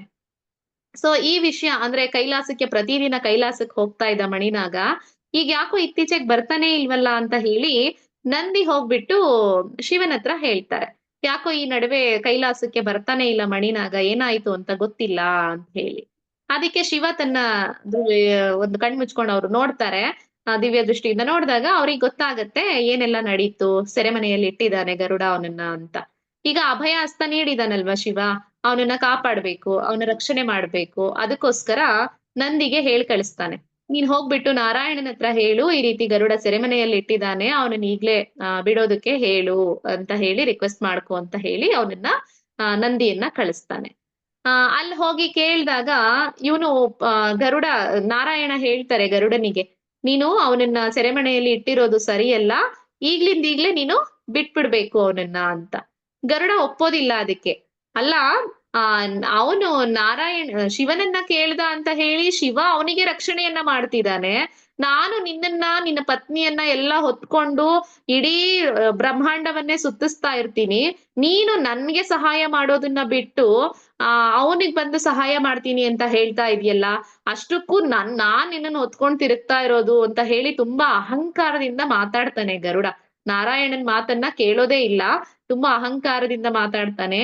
ಆಗ ನಾರಾಯಣ ನಗ್ತಾ ಹೇಳ್ತಾನೆ, ಹೌದಪ್ಪ ಗರುಡ, ನೀನೇ ನನ್ನನ್ನ ಹೊತ್ತು ತಿರುಗ್ತಾ ಇರೋದು, ಮಂದಾರ ಪರ್ವತವನ್ನ ಹೊತ್ಕೊಂಡ್ ಬಂದಿದ್ದು ಕ್ಷೀರಸಾಗರದ ಮಥನ ಮಾಡ್ಬೇಕಾದ್ರೆ ಆ ಪರ್ವತವನ್ನ ಹೊತ್ತು ತಂದವನು ನೀನೇನೆ, ಎಷ್ಟು ಶಕ್ತಿವಂತ ನೀನು, ಎಷ್ಟು ಶಕ್ತಿ ಇದೆ ನಿನಗೆ, ನನ್ನ ಪತ್ನಿಯನ್ನೆಲ್ಲ ಹೊತ್ಕೊಂಡು ಇಡೀ ಬ್ರಹ್ಮಾಂಡವನ್ನೇ ಸುತ್ತಿಸ್ತಾ ಇರ್ತೀಯ, ಭಾರಿ ಶಕ್ತಿವಂತ ನೀನು, ತುಂಬಾ ಸಾಮರ್ಥ್ಯ ಇದೆ ನಿನಗೆ ಅಂತ ಹೇಳಿ ಬಂದು ಸುಮ್ನೆ ಹಾಗೆ ಅವನ ಬೆನ್ನ ಮೇಲೆ ಅವನ ಕಿರುಬೆರಳನ್ನ ಇಡ್ತಾನೆ. ಆ ಕಿರುಬೆರಳು ಇಟ್ಟಿದ್ದೇ ತಡ ಆ ಭಾರವನ್ನ ತಡೆಯೋದಕ್ಕೆ ಗರುಡನಿಗೆ ಆಗ್ತಿರೋದಿಲ್ಲ. ಅವನ್ ತುಂಬಾ ಕುಸ್ತು ಬಿದ್ಬಿಡ್ತಾನೆ, ಅಂದ್ರೆ ಕೈ ಕಾಲೆಲ್ಲ ಒಂದೇ ತರ ಆಗೋ ತರ ಏನೋ ಮೇಲೆ ಬಂದು ಬಿದ್ದ ಹಾಗೆ ಅವನಿಗೆ ಭಾಸ ಆಗ್ತಿರತ್ತೆ. ತುಂಬಾ ಕುಸ್ತು ಬಿಡ್ತಾನೆ ಅವನು, ಪೂರ್ತಿ ಎಲ್ಲ ಒಟ್ಟಿಗೆ ಆಗೋಯ್ತೇನೋ ಅನ್ನೋ ತರ ಕುಸ್ತು ಬಿದ್ದು ಬಿಡ್ತಾನೆ. ಅಯ್ಯೋ ನನಗೆ ಈ ಭಾರ ತಡಿಯೋಕ್ ಆಗ್ತಾ ಇಲ್ಲ, ದಯವಿಟ್ಟು ನನ್ನನ್ನ ಯಾರಾದ್ರೂ ಕಾಪಾಡಿ ಅಂತ ಹೇಳಿ ಕೂಗೋದಕ್ ಶುರು ಮಾಡ್ತಾನೆ. ಅವಾಗ ನಾರಾಯಣ ಹೇಳ್ತಾನೆ, ಇಲ್ಲ ನೀನೇ ಎಲ್ಲ ಹೊತ್ತಿ, ನನ್ನನ್ನೇ ಅಷ್ಟು ಭಾರವಾಗಿರೋ ನನ್ನನ್ನೇ ಹೊರ್ತೀಯಾ, ಪರ್ವತವನ್ನೇ ಹೊತ್ಕೊಂಡ್ ಬರ್ತೀಯಾ, ಇಡೀ ಬ್ರಹ್ಮಾಂಡವನ್ನೇ ಸುತ್ತಿಸ್ತೀಯಾ ಅಂದ್ರೆ ಆಫ್ಟರ್ ಆಲ್ ಈ ಕಿರುಬೆರಳದು ಇದನ್ ತಡ್ಕೊಳಕ್ ಏನ್ ಕಷ್ಟ ಆಗಲ್ಲ ಅಲ್ವಾ ನಿಂಗೆ ಅಂತ ಹೇಳ್ತಾರೆ. ಸರಿ ಅಂದ್ಬಿಟ್ಟು ಅವಾಗ ಅವನಿಗೆ ಅರ್ಥ ಆಗತ್ತೆ, ನಾನ್ ಮಾಡಿದ ತಪ್ಪಾಯ್ತು. ಇಷ್ಟು ದಿನ ನಾನು ನಿನ್ನ ಒಂದು ಪ್ರೇರಣೆಯಿಂದ ಅಂದ್ರೆ ನೀನು ಕೊಟ್ಟಂತಹ ಸಾಮರ್ಥ್ಯ ಅದು ನನಗೆ. ನಿನ್ನನ್ನ ಹೊತ್ತಿ ತಿರ್ಗೋದಕ್ಕೆ ನಾನೆಲ್ಲಿ ಸಾಮರ್ಥ್ಯ ನನಗೆಲ್ಲಿರುತ್ತೆ? ಆ ಸಾಮರ್ಥ್ಯ ಕೊಟ್ಟವನು ನೀನು ಅಂತ ತಿಳಿದೇನೆ ನಾನು ಈ ರೀತಿ ತಪ್ಪು ಮಾಡ್ಬಿಟ್ಟೆ ನಾರಾಯಣ, ನನ್ನನ್ನ ಕ್ಷಮಿಸಿ ಅಂತ ಹೇಳಿ ಅವನು ತುಂಬಾ ಪಶ್ಚಾತ್ತಾಪ ಪಟ್ಟು ಕ್ಷಮೆಯನ್ನ ಕೇಳ್ತಾನೆ. ಆಗ ನಾರಾಯಣ ಅದಕ್ಕೆ ಅವನಿಗೆ ಮತ್ತೆ ಅವನು ಮೊದಲಿನ ರೂಪವನ್ನೇ ಪಡ್ಕೊಳ್ತಾನೆ. ಅಲ್ಲಿಗೆ ಅವನ ಅಹಂಕಾರ ಅಡಗತ್ತೆ. ಪ್ರತಿಯೊಂದು ಕಡೆಯೂ ಕೂಡ ನಾರಾಯಣ ಅಂದ್ರೆ ಅವನ ಒಂದು ಸಾಮರ್ಥ್ಯದಿಂದಲೇ ಅವನ ಒಂದು ಸಾಮರ್ಥ್ಯದಿಂದಲೇ ಗರುಡ ನಾರಾಯಣನನ್ನ ಹೊತ್ತು ಇಡೀ ಬ್ರಹ್ಮಾಂಡವನ್ನ ಸುತ್ತಿಸ್ತಾ ಇರ್ತಾನೆ. ಸೊ ಈ ರೀತಿ ಗರುಡನ ಮುಖಾಂತರ ಗರುಡನ ಮೇಲೆ ಕೂತ್ಕೊಂಡು ಇಡೀ ಬ್ರಹ್ಮಾಂಡವನ್ನ ಸುತ್ತವನ ಆಗಿರೋದ್ರಿಂದಾಗಿ ಭಗವಂತನನ್ನ ವಿಕ್ರಮಃ ಅಂತ ಅದು ಒಂದು ನಾಮ ಹೇಳ್ತಾರೆ. ಕೇವಲ ಅಷ್ಟೇ ಅಲ್ಲ, ಗರುಡನ ಮೂಲಕ ಪ್ರಪಂಚವನ್ನ ಸುತ್ತವನು ಅಂತಂದ್ರೆ ಅದಷ್ಟೇ ಅರ್ಥ ಬರೋದಿಲ್ಲ. ಅದಲ್ದೆ ಗರುಡ ಪಕ್ಷಿಯ ಮೂಲಕ ಪ್ರಯಾಣ ಮಾಡ್ತಕ್ಕಂಥವನು ಅನ್ನೋದಷ್ಟೇ ಬರಲ್ಲ. ಅದಲ್ಲದೇನೆ ಗರುಡ ಅಂದ್ರೆ ಏನು ಅಂದ್ರೆ ವೇದ ಸ್ವರೂಪ ಅಲ್ವಾ? ಅಂದ್ರೆ ಭಗವಂತನನ್ನ ನಾವು ತಿಳ್ಕೊಳ್ತಾ ಇದೀವಿ ಅಂತಂದ್ರೆ ಅದು ವೇದಗಳ ಮುಖಾಂತರ. ಗರುಡನೇ ವೇದ ಸ್ವರೂಪ ಆಗಿರೋದ್ರಿಂದ ಆ ವೇದಗಳ ಮುಖಾಂತರ ತಿಳಿಯಲ್ಪಡವನು ಭಗವಂತ ಆಗಿದ್ದಾನೆ. ಹಾಗಾಗಿ ಅವನಿಗೆ ವಿಕ್ರಮಃ ಎನ್ನುವುದು ಅನ್ವರ್ಥನಾಮ ಆಗಿದೆ. ಇದಿಷ್ಟು ವಿಕ್ರಮಃ ಎಂಬಂತಹ ನಾಮದ ಒಂದು ಅರ್ಥ. ಇನ್ನೊಂದು ನಾಮ ಹೇಳ್ಬಹುದಾ? ಕಂಟಿನ್ಯೂ ಮಾಡೋಣವಾ? ಅಕ್ಕ ನಾಳೆ ಎಕ್ಸಾಮ್ ಇದೆ ಅಕ್ಕ. ಓ ಕ್ಷಮಿಸಿ, ನನಗೆ ಎಕ್ಸಾಮ್ ಇದೆ ಅನ್ನೋದನ್ನ ಮರೆತು ಬಿಟ್ಟು ಕ್ಲಾಸ್ ತಗೊಂಡ್ಬಿಟ್ಟೆ ಇವತ್ತು. ನೆನಪೇ ಆಗಿಲ್ಲ. ಕ್ಲಾಸ್ ಸ್ಟಾರ್ಟ್ ಮಾಡಾದ್ಮೇಲೆ ಗೊತ್ತಾಯ್ತು. ಮಾಡಿ ಅಕ್ಕ. ಸರಿ ಇರ್ಲಿ, ಪರವಾಗಿಲ್ಲ. ಟೈಮ್ ಕೂಡ ಆಗಿದೆ. ಎಲ್ರಿಗೂ ಆಲ್ ದಿ ಬೆಸ್ಟ್. ಎಕ್ಸಾಮ್ ಚೆನ್ನಾಗ್ ಮಾಡಿ. ನಾಳೆ ಮತ್ತೆ ನೆಕ್ಸ್ಟ್ ಕ್ಲಾಸ್ ಅಲ್ಲಿ ನೋಡೋಣ ಮುಂದಿನ ನಾಮವನ್ನ. ಇದ್ರಲ್ಲಿ ಏನಾದ್ರು ಡೌಟ್ಸ್ ಇದ್ರೆ ಗ್ರೂಪ್ ಅಲ್ಲಿ ಕೇಳಿ ಖಂಡಿತ. ನನಗೆ ನೆಟ್ವರ್ಕ್ ಇಶ್ಯೂ ಆಗುತ್ತೆ. ವಿಡಿಯೋ ಆನ್ ಮಾಡ್ಕೊಂಡ್ರೆ ಅದೊಂದೇ ಕಾರಣಕ್ಕೋಸ್ಕರ ನಾನು ವಿಡಿಯೋ ಆಫ್ ಮಾಡ್ಕೊಂಡಿರೋದು. ಆಕ್ಚುಲಿ ವಿಡಿಯೋ ಆಫ್ ಮಾಡ್ಕೊಂಡ್ ಮಾಡಕ್ ನಂಗೂ ಇಷ್ಟ ಇಲ್ಲ. ಅದು ಇದ್ದಕ್ಕಿದ್ದ ಹಾಗೆ ಆಫ್ ಆಗ್ಬಿಡ್ತಿರುತ್ತೆ. ಅದಕ್ಕೋಸ್ಕರ ಆಫ್ ಮಾಡಿದ್ದೆ ಅಷ್ಟೇ. ಓಕೆ, ಏನಾದ್ರು ಡೌಟ್ಸ್ ಇತ್ತಂದ್ರೆ ಅದ ಖಂಡಿತ ಗ್ರೂಪ್ ಅಲ್ಲಿ ಕೇಳ್ಬಹುದು. ಇಲ್ಲಿವರೆಗೂ ವಿಕ್ರಮ ಅನ್ನೋ ನಾಮಕ್ ನಿಲ್ಸ್ಕೊಂಡಿರೋಣ. ಇನ್ನ ಕ್ರಮಃ ಅಂದ್ರೆ ಏನು, ಅದರ ಅರ್ಥ ಅಂತ ಅನ್ನೋದನ್ನ ಮುಂದಿನ ಕ್ಲಾಸ್ ಅಲ್ಲಿ ನೋಡೋಣ. ಅಷ್ಟು. ಎಲ್ರು ಎಕ್ಸಾಮ್ ಅನ್ಸುತ್ತಲ್ವಾ? ಭಗವದ್ಗೀತೆ ಎಕ್ಸಾಮ್ ಅಂತ ಅನ್ಸುತ್ತೆ ನಾಳೆ. ಎಲ್ರು ಅದೇ ಎಕ್ಸಾಮ್ ನ ತಗೊಂಡಿರೋದು? ಹೌದಕ್ಕ ಹೌದಕ್ಕ. ಹಾ ಓಕೆ, ಎಲ್ರು ಚೆನ್ನಾಗ್ ಮಾಡಿ. ಫಸ್ಟ್ ಲೆವೆಲ್ ಪ್ರಾರಂಭ. ಓಕೆ, ಪ್ರಾರಂಭ ಮಾಡಿದೀರಾ. ಪ್ರಾರಂಭದಿಂದ ಪ್ರವೇಶಕ್ಕೆ ಹೋಗಿ, ಪ್ರವೇಶದಿಂದ ನೆಕ್ಸ್ಟ್ ಮುಂದೆ ಏನೆಲ್ಲ ಇದೆ ಎಲ್ಲವನ್ನು ಕೂಡ ಕಂಪ್ಲೀಟ್ ಮಾಡ್ಕೊಳ್ಳಿ. 4 ಲೆವೆಲ್ ಅನ್ನು ಎಲ್ರು ಚೆನ್ನಾಗ್ ಮಾಡಿ. ಆಲ್ ದಿ ಬೆಸ್ಟ್ ಎಲ್ರಿಗೂ. ಧನ್ಯವಾದಗಳಕ್ಕ. ಸರಿ, ಶಾಂತಿ ಮಂತ್ರ ಹೇಳೋಣ.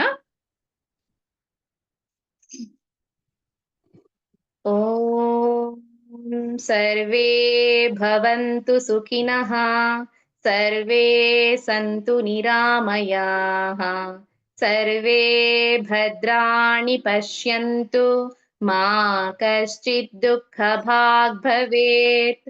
ಓಂ ಶಾಂತಿ ಶಾಂತಿ ಶಾಂತಿಃ. ಶ್ರೀ ಗುರುಭ್ಯೋ ನಮಃ. ಹರಿಃ ಓಂ ತತ್ಸತ್. ಶ್ರೀಕೃಷ್ಣಾರ್ಪಣಮಸ್ತು. ರಾಮ್ ರಾಮ್. ಪುನರ್ಮಿಲಾಮಃ. ರಾಮ್ ರಾಮ್. ಹರಿ ಓಂ ಗುರುಗಳೇ. ರಾಮ್ ರಾಮ್. ರಾಮ್ ರಾಮ್. ಶನಿವಾರಕ್ಕೆ ಸೇರೋಣ. ಪುನರ್ಮಿಲಾಮಃ. ಮುಂದಿನ ಶನಿವಾರ ಎಲ್ರು ಸೇರೋಣ. ರಾಮ್ ರಾಮ್. ಎಲ್ರು ಚೆನ್ನಾಗ್ ಮಾಡಿ ಎಕ್ಸಾಮ್. ಮೇಡಮ್ ತುಂಬಾ ಚೆನ್ನಾಗಿತ್ತು. ಮತ್ತೆ ಸಿಗೋಣ. ಧನ್ಯವಾದಗಳು. ಧನ್ಯವಾದಗಳು ಭಗಿನಿ.